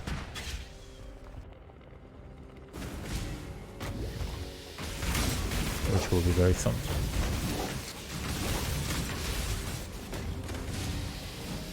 So we can grab this point here. Getting pounded by these spitters.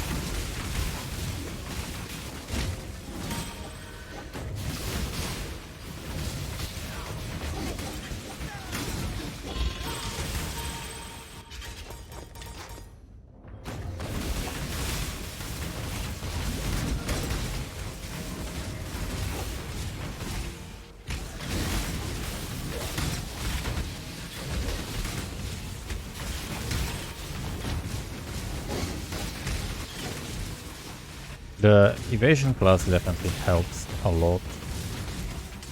Makes me so much tankier when it's on.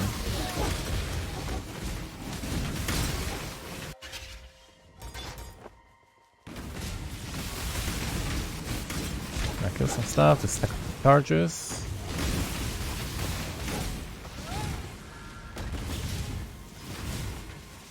And they're gonna drop anyway, because we got unlucky. So no charges for this guy.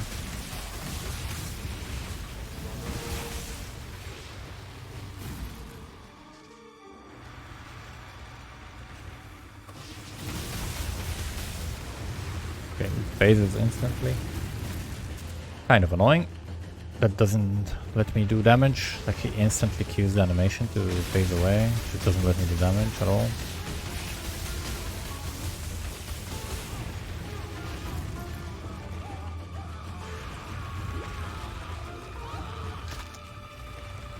If he doesn't phase instantly heal here, we should be able to just one-shot it.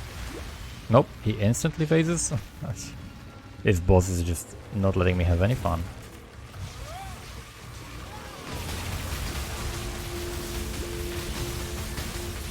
Okay.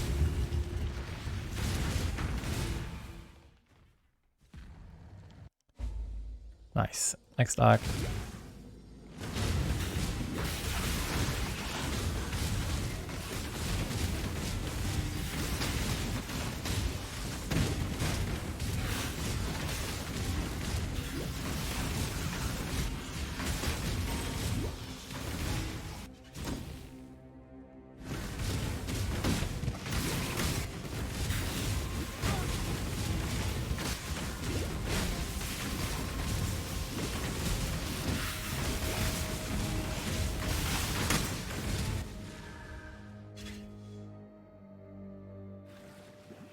We can do the lab here.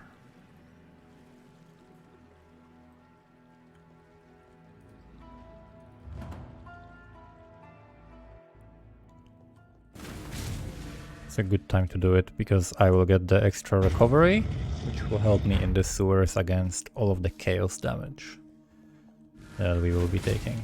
Basically, after we kill a pack, we're gonna be taking some damage, but at the same time, we're gonna be recovering.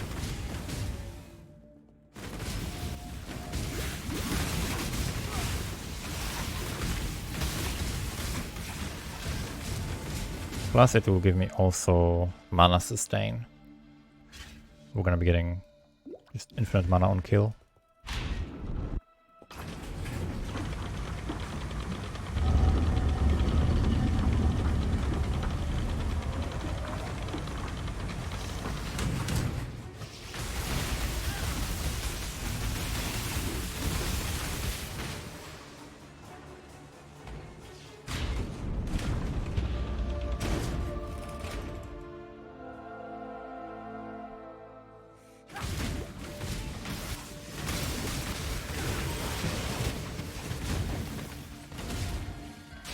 I'm gonna pull a lever.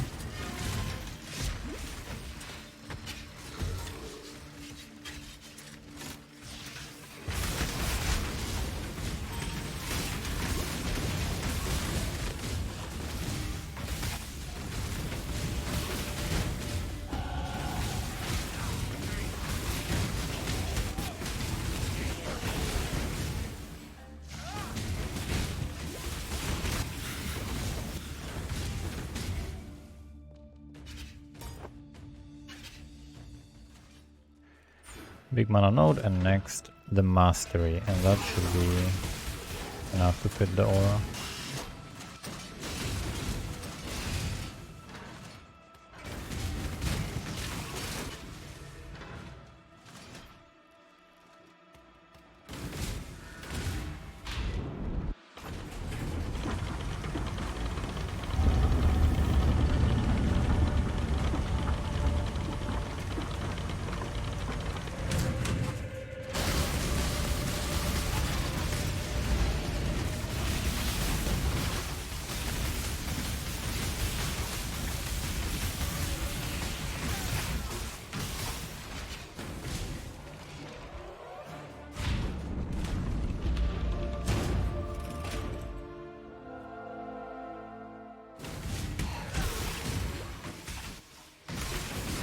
Okay, gamble, right or left? Let's try right. I think I'm gonna be wrong probably, but we'll see. Ah, out of charges on my flame dash.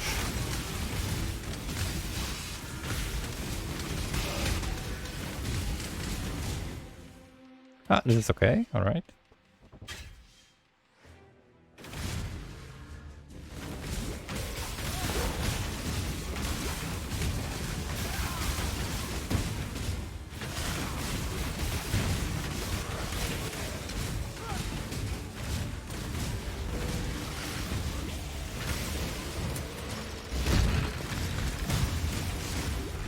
Oh.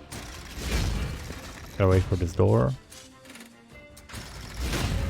Oh, I wanted to dodge one of these things and I walked into the other one.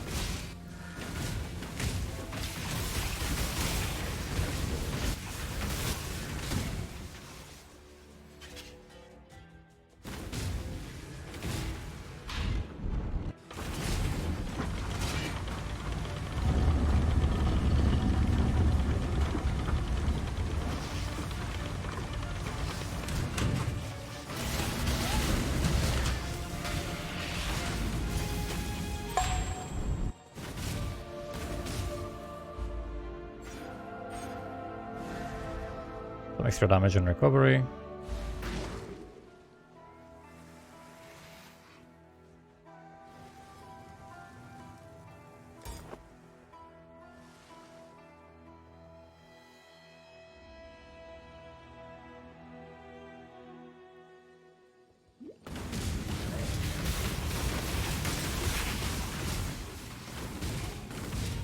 It's gonna recover life, mana, and energy shield for me.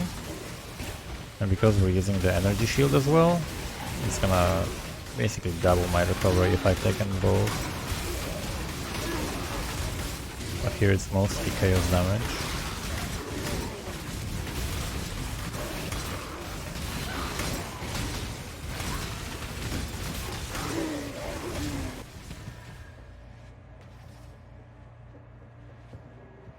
What does my Penance brand have that big AoE effect?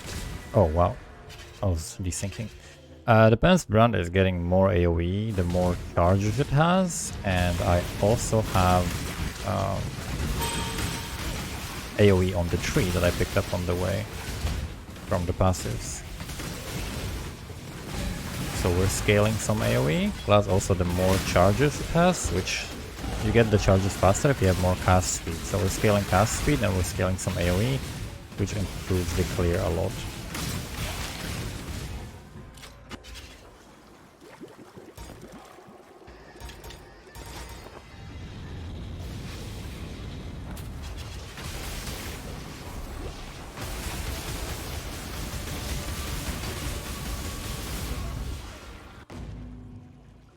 Right, now we pick up the reservation and we're on the grace. So now we got 8,000 evasion with the flask.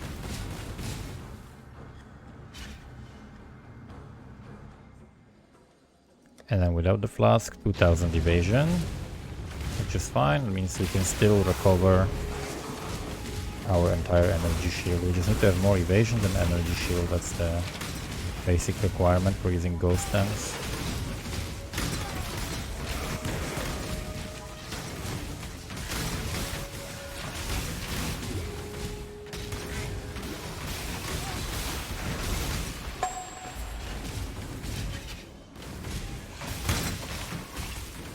Technically it's a drawback of the keystone, but it's not really a drawback because if you want to use it, there's no way you're not meeting the conditions.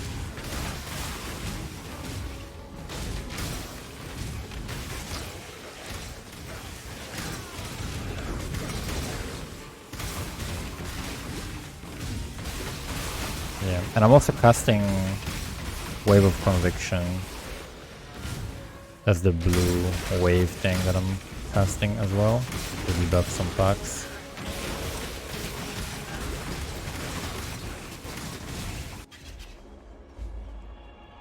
Alright. Yeah, so next we're gonna pick up Ghost Guns. And after that we can grab some more lightning damage, and chance to shock and shock effect, and then path toward the brand nodes.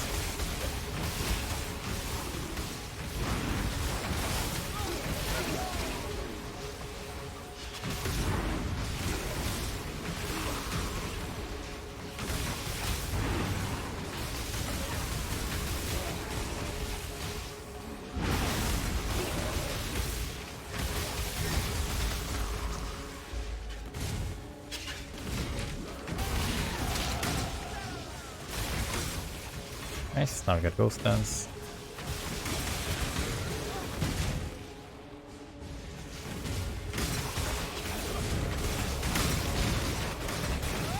It's basically impossible for me to die.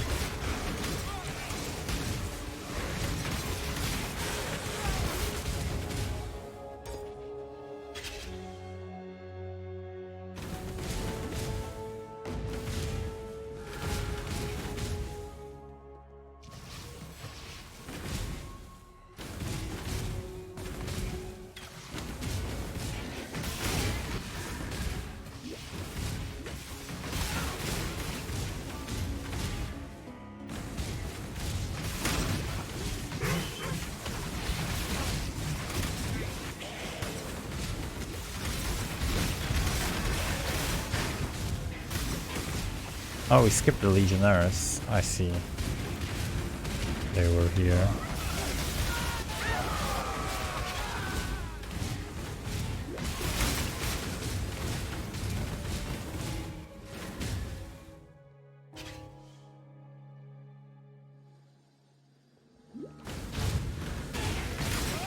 This is also a very good pathing to follow for this act.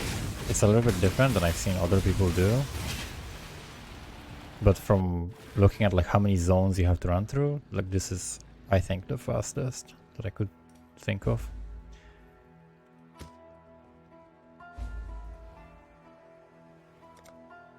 I compared it, tried it the way that other people are doing it, and my way was just faster every time I did it.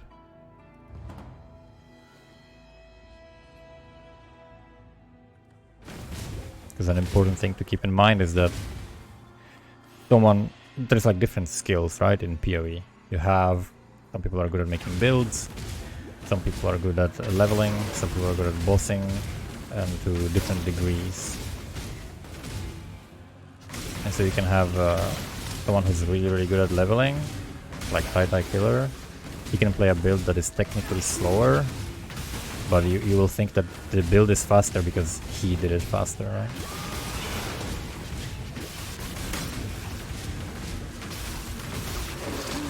But by the same token, you can also overcome a lot of things, right? You can do something that people think is a weak build, but if you're good at making builds, you can actually make it decent.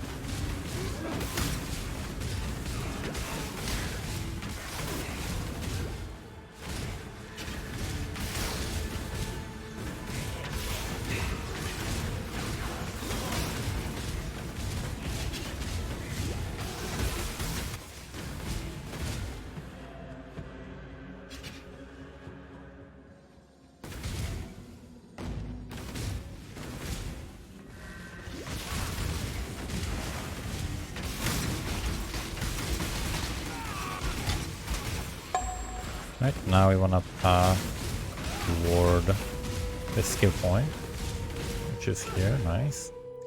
And it's really good to have Grace on before this moment, because it will save you from porcupines. So I can just kill these porcupines and walk through them without any issues. So we don't risk actually dying. See, like porcupines exploding in my face, I take 0 damage. Magic porcupines, I can stand in the middle of the pack, they do nothing to me.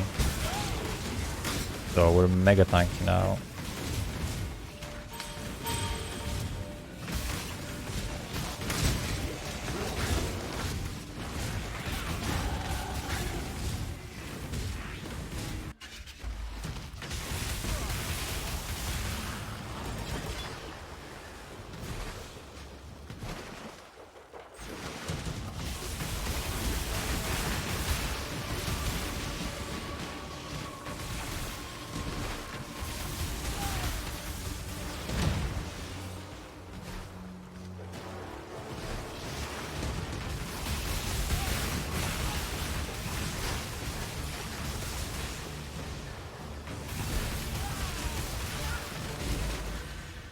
Nice.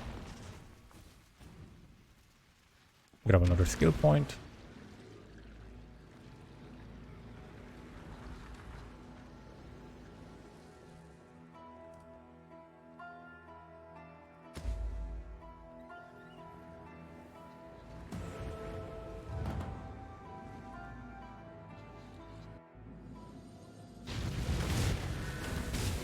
And this is the only backtracking. Done. I did the backtracking.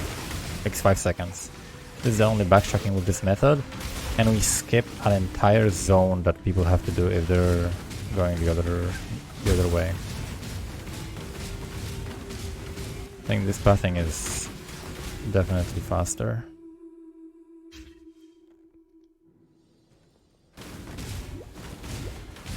Instead of doing the entire Solaris concourse, which is a pointless zone that you never have to get into.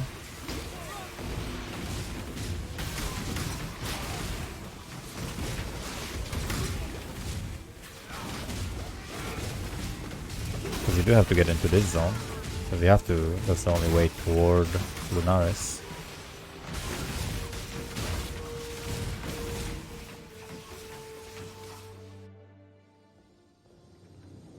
Right, big lightning damage node.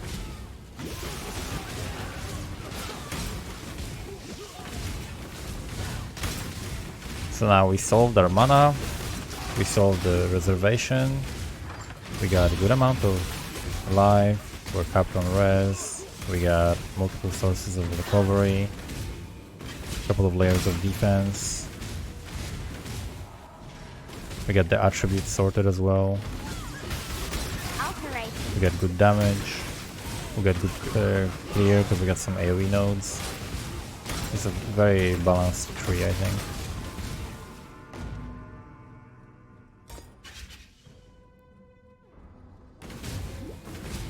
Now we can path toward the brand nodes. And then it's gonna be like closing in on the end of the campaign, and we're gonna be starting to pick up spell suppression.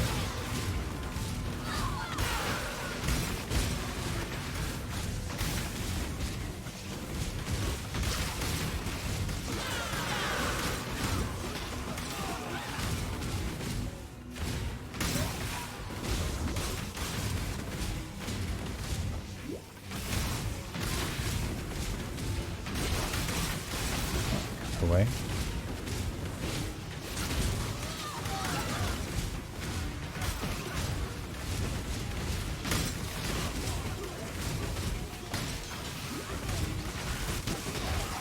Quick level check, 2 levels below the zone, perfect. So we're going decently fast, but we're still very strong. So everything is super easy.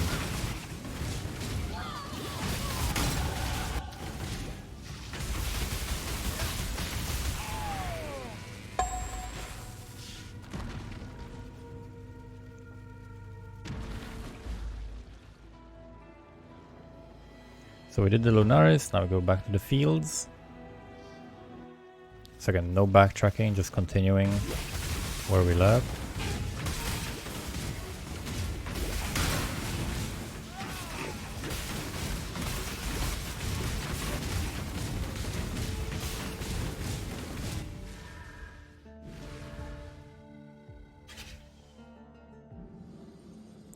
And we can path this way, I guess, for this lightning damage.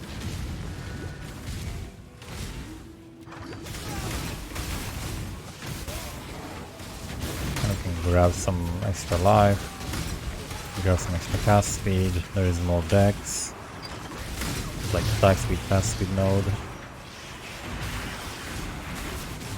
and the brand stuff around the Templar area.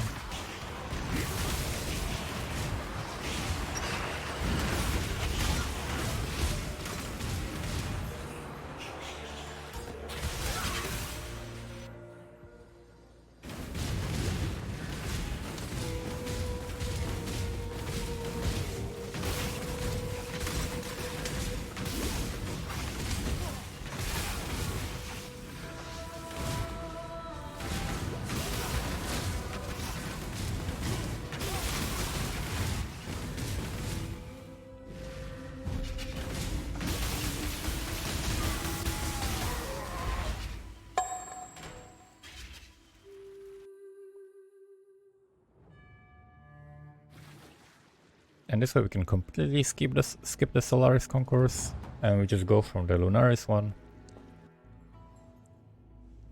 which has waypoint right next to the entrance to the harbor bridge.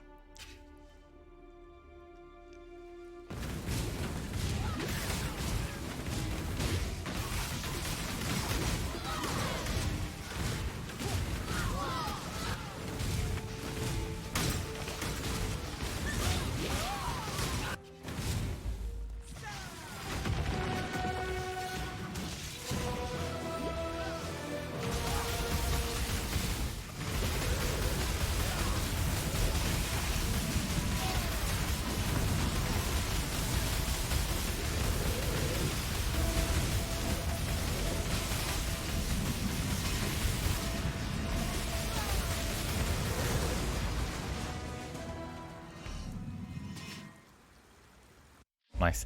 And this build is not gonna be for MF, it's going to be for bossing, specifically Uber bossing and doing all kinds of challenging content pretty fast and efficiently. It's going to be a character that can do all of the bosses, but also have like good quality of life, good mapping, just all around really, really strong character.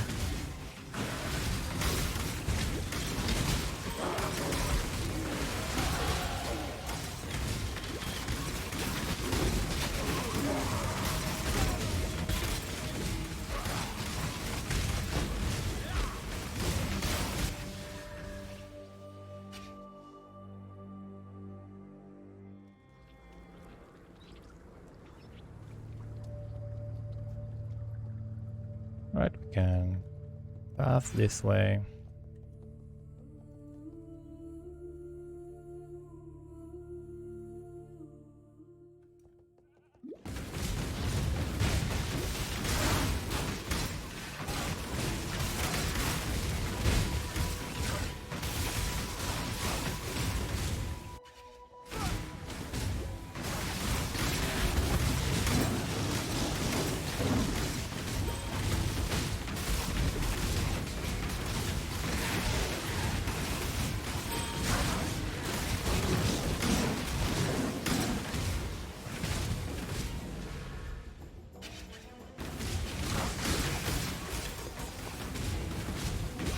So this is a Trickster build. It's gonna be a Penance brand Trickster power charge stacking. But it's a completely different build than the other Penance brand thing I was doing before.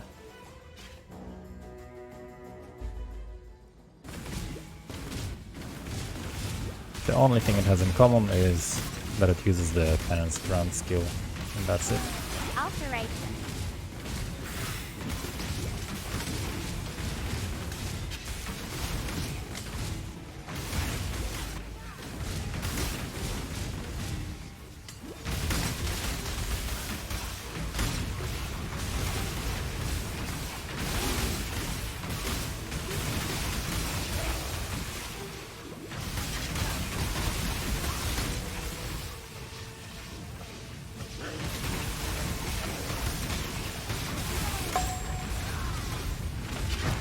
Nice, now I'd like to find a waypoint here.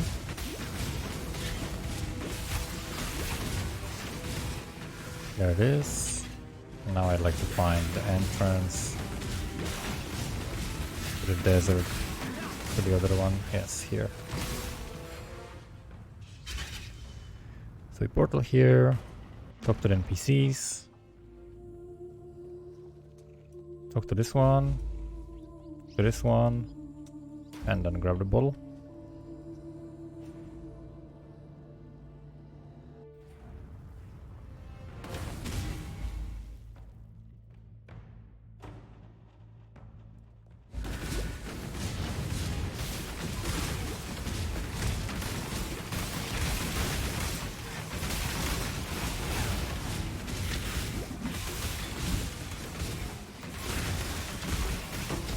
So we're level 59. So now after I kill a few mobs I can actually swap to the other flask.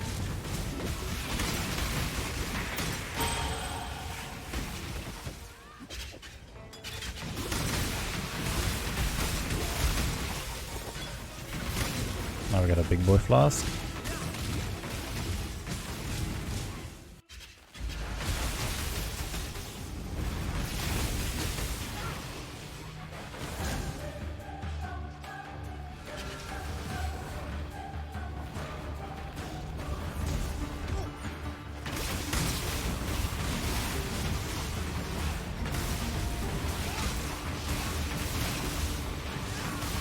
Yeah, when it comes to like clear and sustain, these things are always, well, not always, but you can improve or make it worse depending on how you build a specific character. These things are not necessarily a function of a build.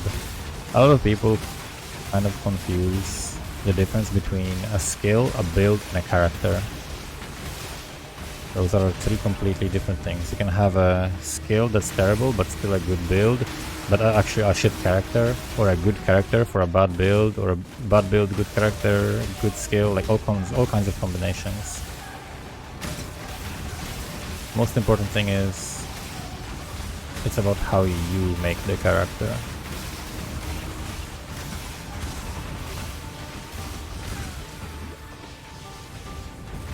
Which is not easy, but things can always be improved.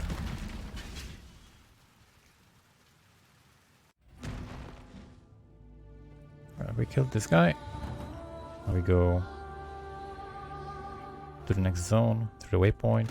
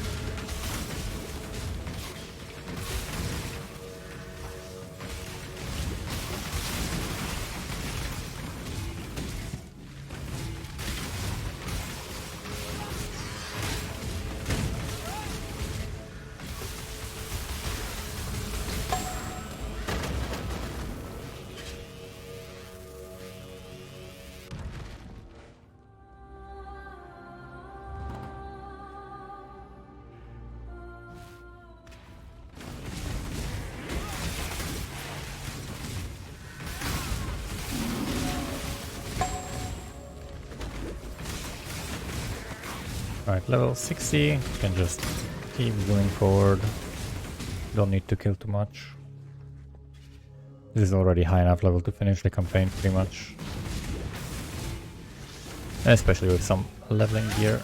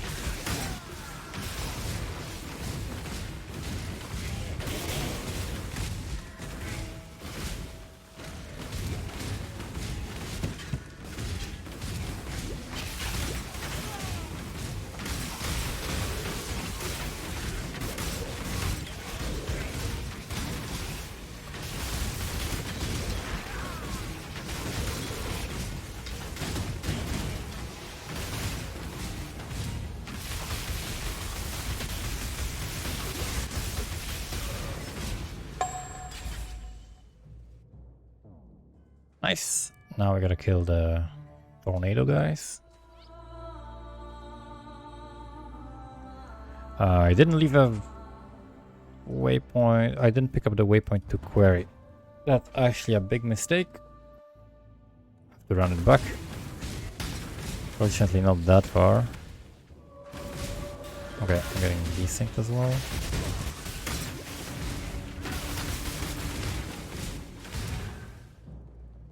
Yeah, the quarry waypoint is something I should have picked up. So let's grab it now. And then we go to the left side. That's where it's gonna be.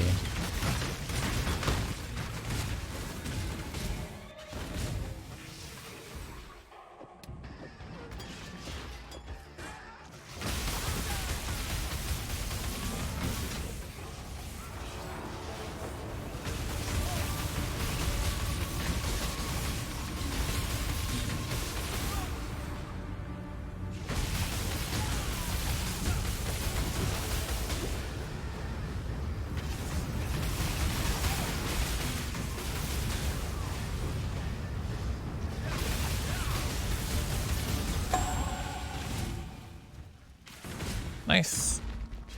Now we get 2 skill points, I think. Also, we didn't pick up the one from the previous quest. There we go.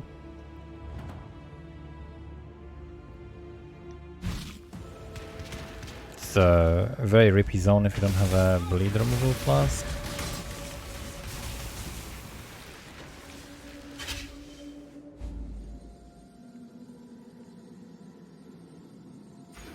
And we're grabbing some lightning damage. And also this one. Nice. Enemy shocked by you take increased damage.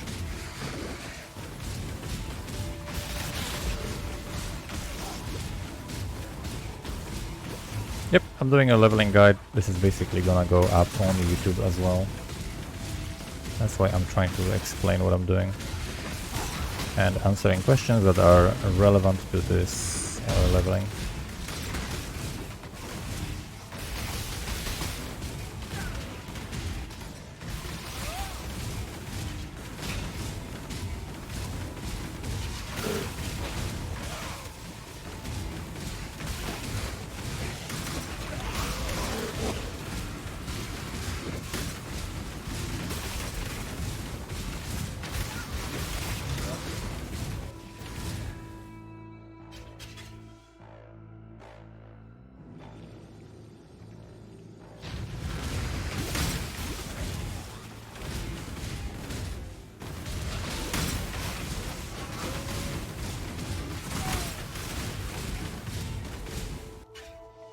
Not easy. Yeah, this is the best movement setup that I can think of. Field charge is what I highly recommend with, and then flame dash is the easiest. You can still do a lot of skips, you can jump over every gap that you need to with flame dash. Plus it has the 3 charges. So this is probably the best movement setup that I can think of. If you are playing a class that doesn't normally get shield charge, then I definitely recommend doing library, because it's actually gonna be worth and it will speed you up. It's faster to do library and get shield charge than not do library. You can simply skip killing some monsters, and that way you will still catch up on XP by doing library, and it will even out. You'll save some time on killing monsters in other areas, but you will get the shield charge. So it's shield charge with faster attacks with momentum, and I simply have it in a shield. If you can, if you're doing your second character, if this is not your league start, of course just buy the gems, and the quality on them help. The quality on faster attacks and the quality on shield charge makes it even faster.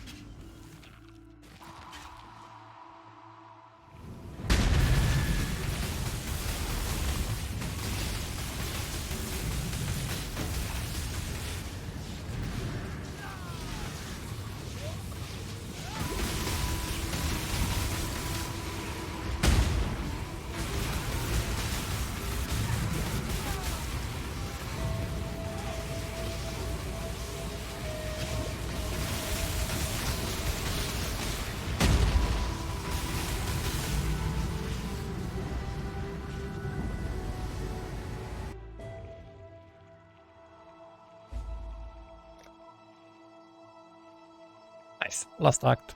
We're gonna also do the lab before Kitava.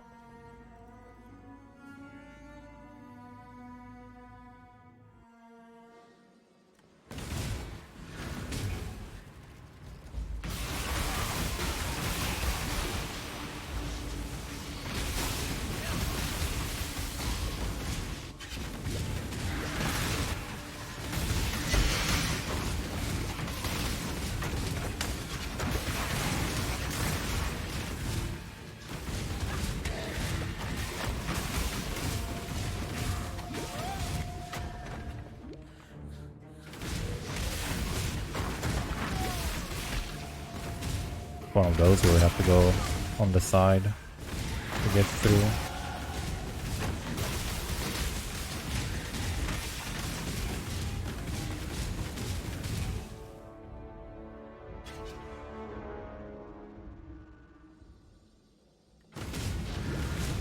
So we leave a portal here.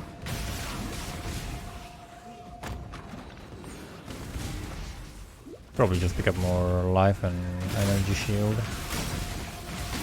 Don't really need the damage.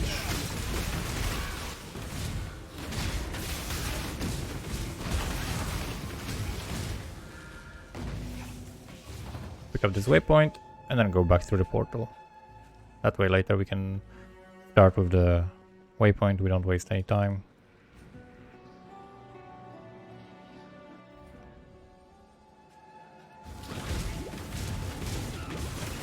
So instead of backtracking, we just have a couple of loading screens.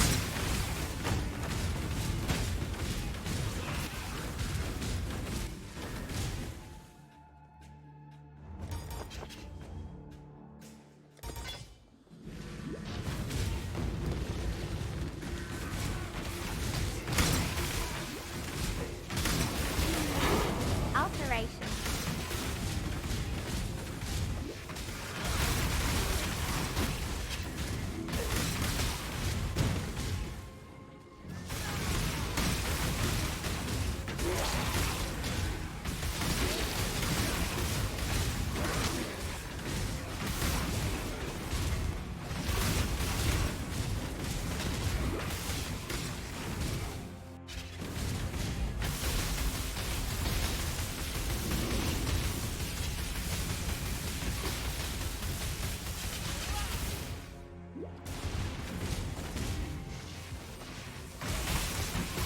This should not one-shot me because I have Ghost Shrouds as well. So I will get recovered. I will get my like PS recovered as I'm getting hit. But this boss can like sometimes it can like crit and shotgun with these things and it can be very rippy.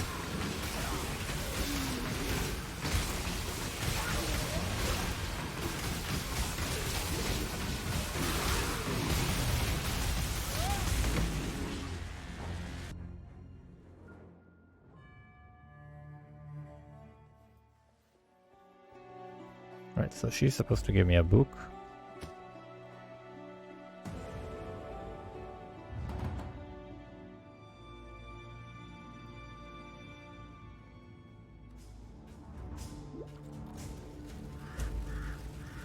And then we can grab some life and ES, we're scaling both.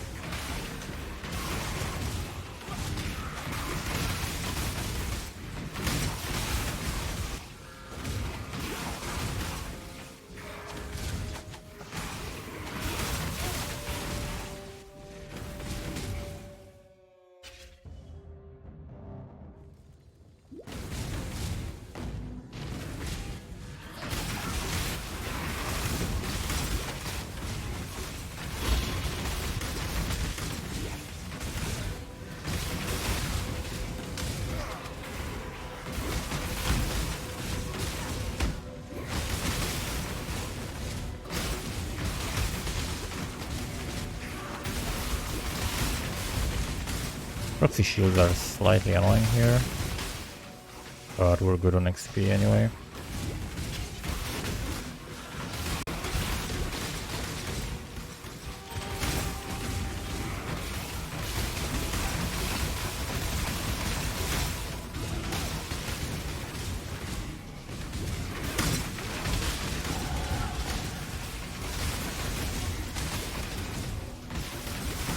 How is it at 1000 divines build? Well, yesterday I spent 1000 divines on the end game gear for this character that we're leveling. So when we finish leveling and get to level 82, I'm basically gonna equip that gear.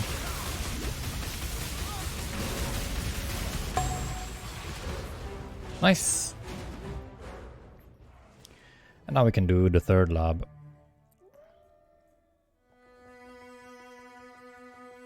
Talk to this guy.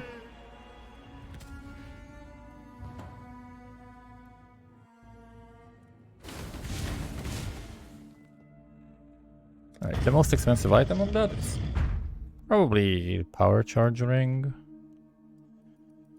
Let's pick up more life.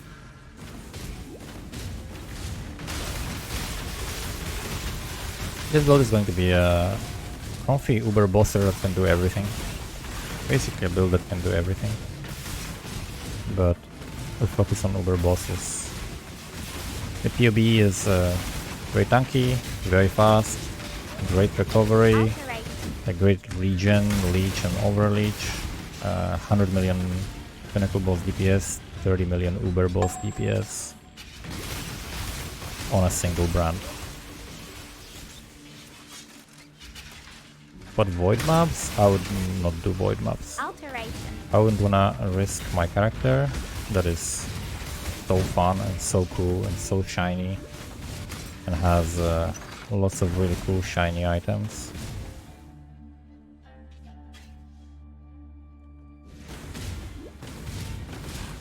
It's probably the coolest build I've ever made. I was super hyped yesterday, putting the items together and finishing the POV.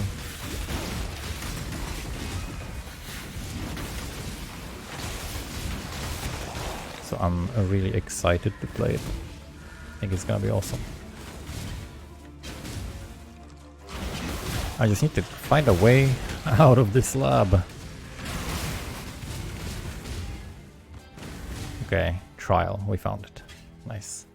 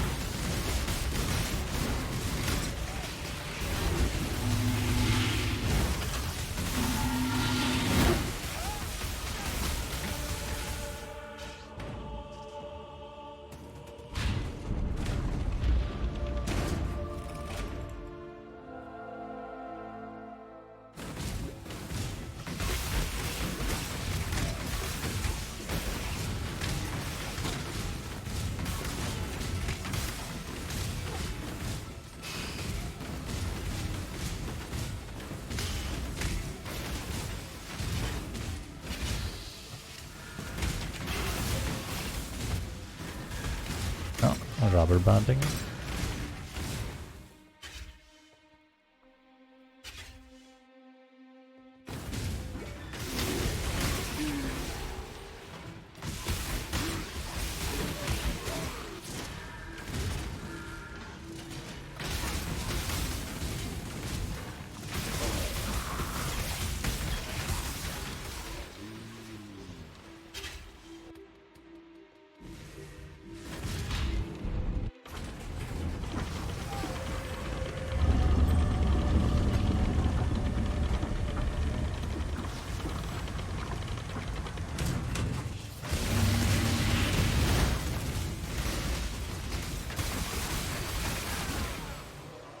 Nice, he phased quickly, didn't kill 17,000 attacks.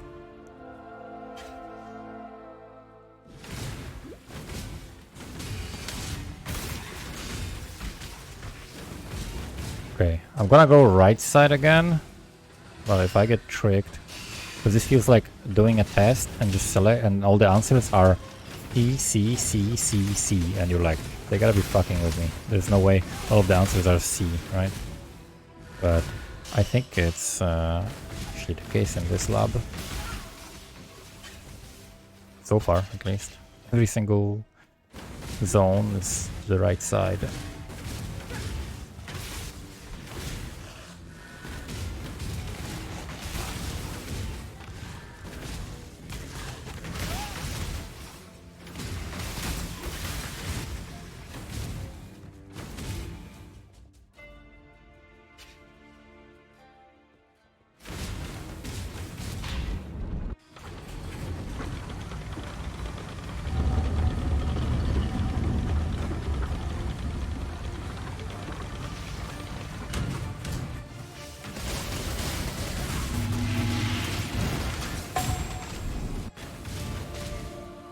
Perfect. Grab this. And now we kill Kitava.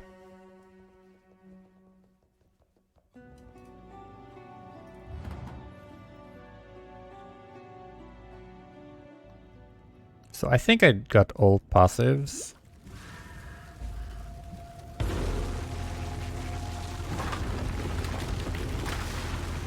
Yeah, I got all passives. Nice. 22, and then the last 2 you get from the NPC after killing Kitava. So all passives, all labs, and we'll see what's the slash plate after we kill Kitava. Should be decent. I don't think I took too long on anything.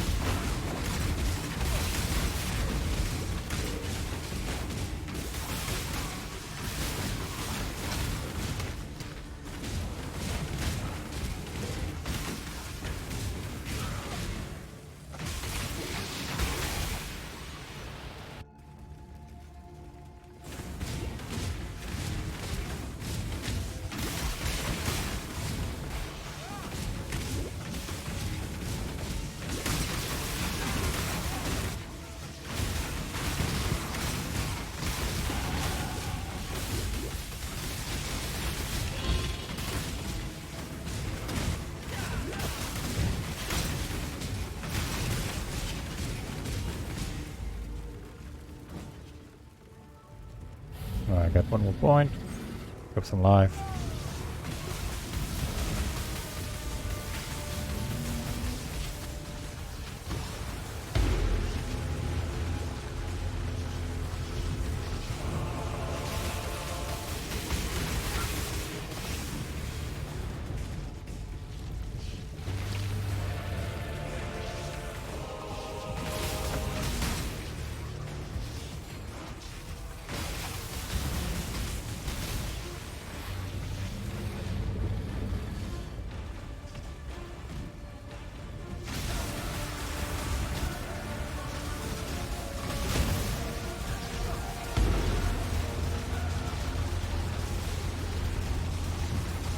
So much legion on the ground.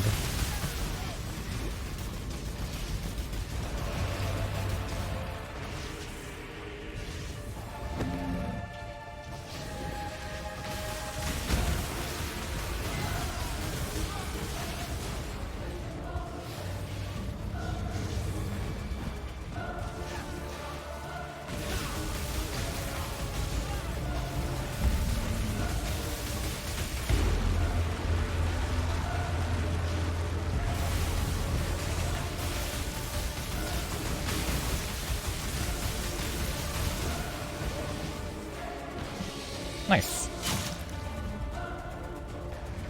Let's see. Played when he gives me the XP penalty, right? That's the moment you are counted to have finished the campaign. So 2 hours, 24 minutes. The entire campaign, all passives. 0 deaths. Now we got the last couple passives to pick up. And that's how you level the build. Thank you so much for watching, and see you next time, guys.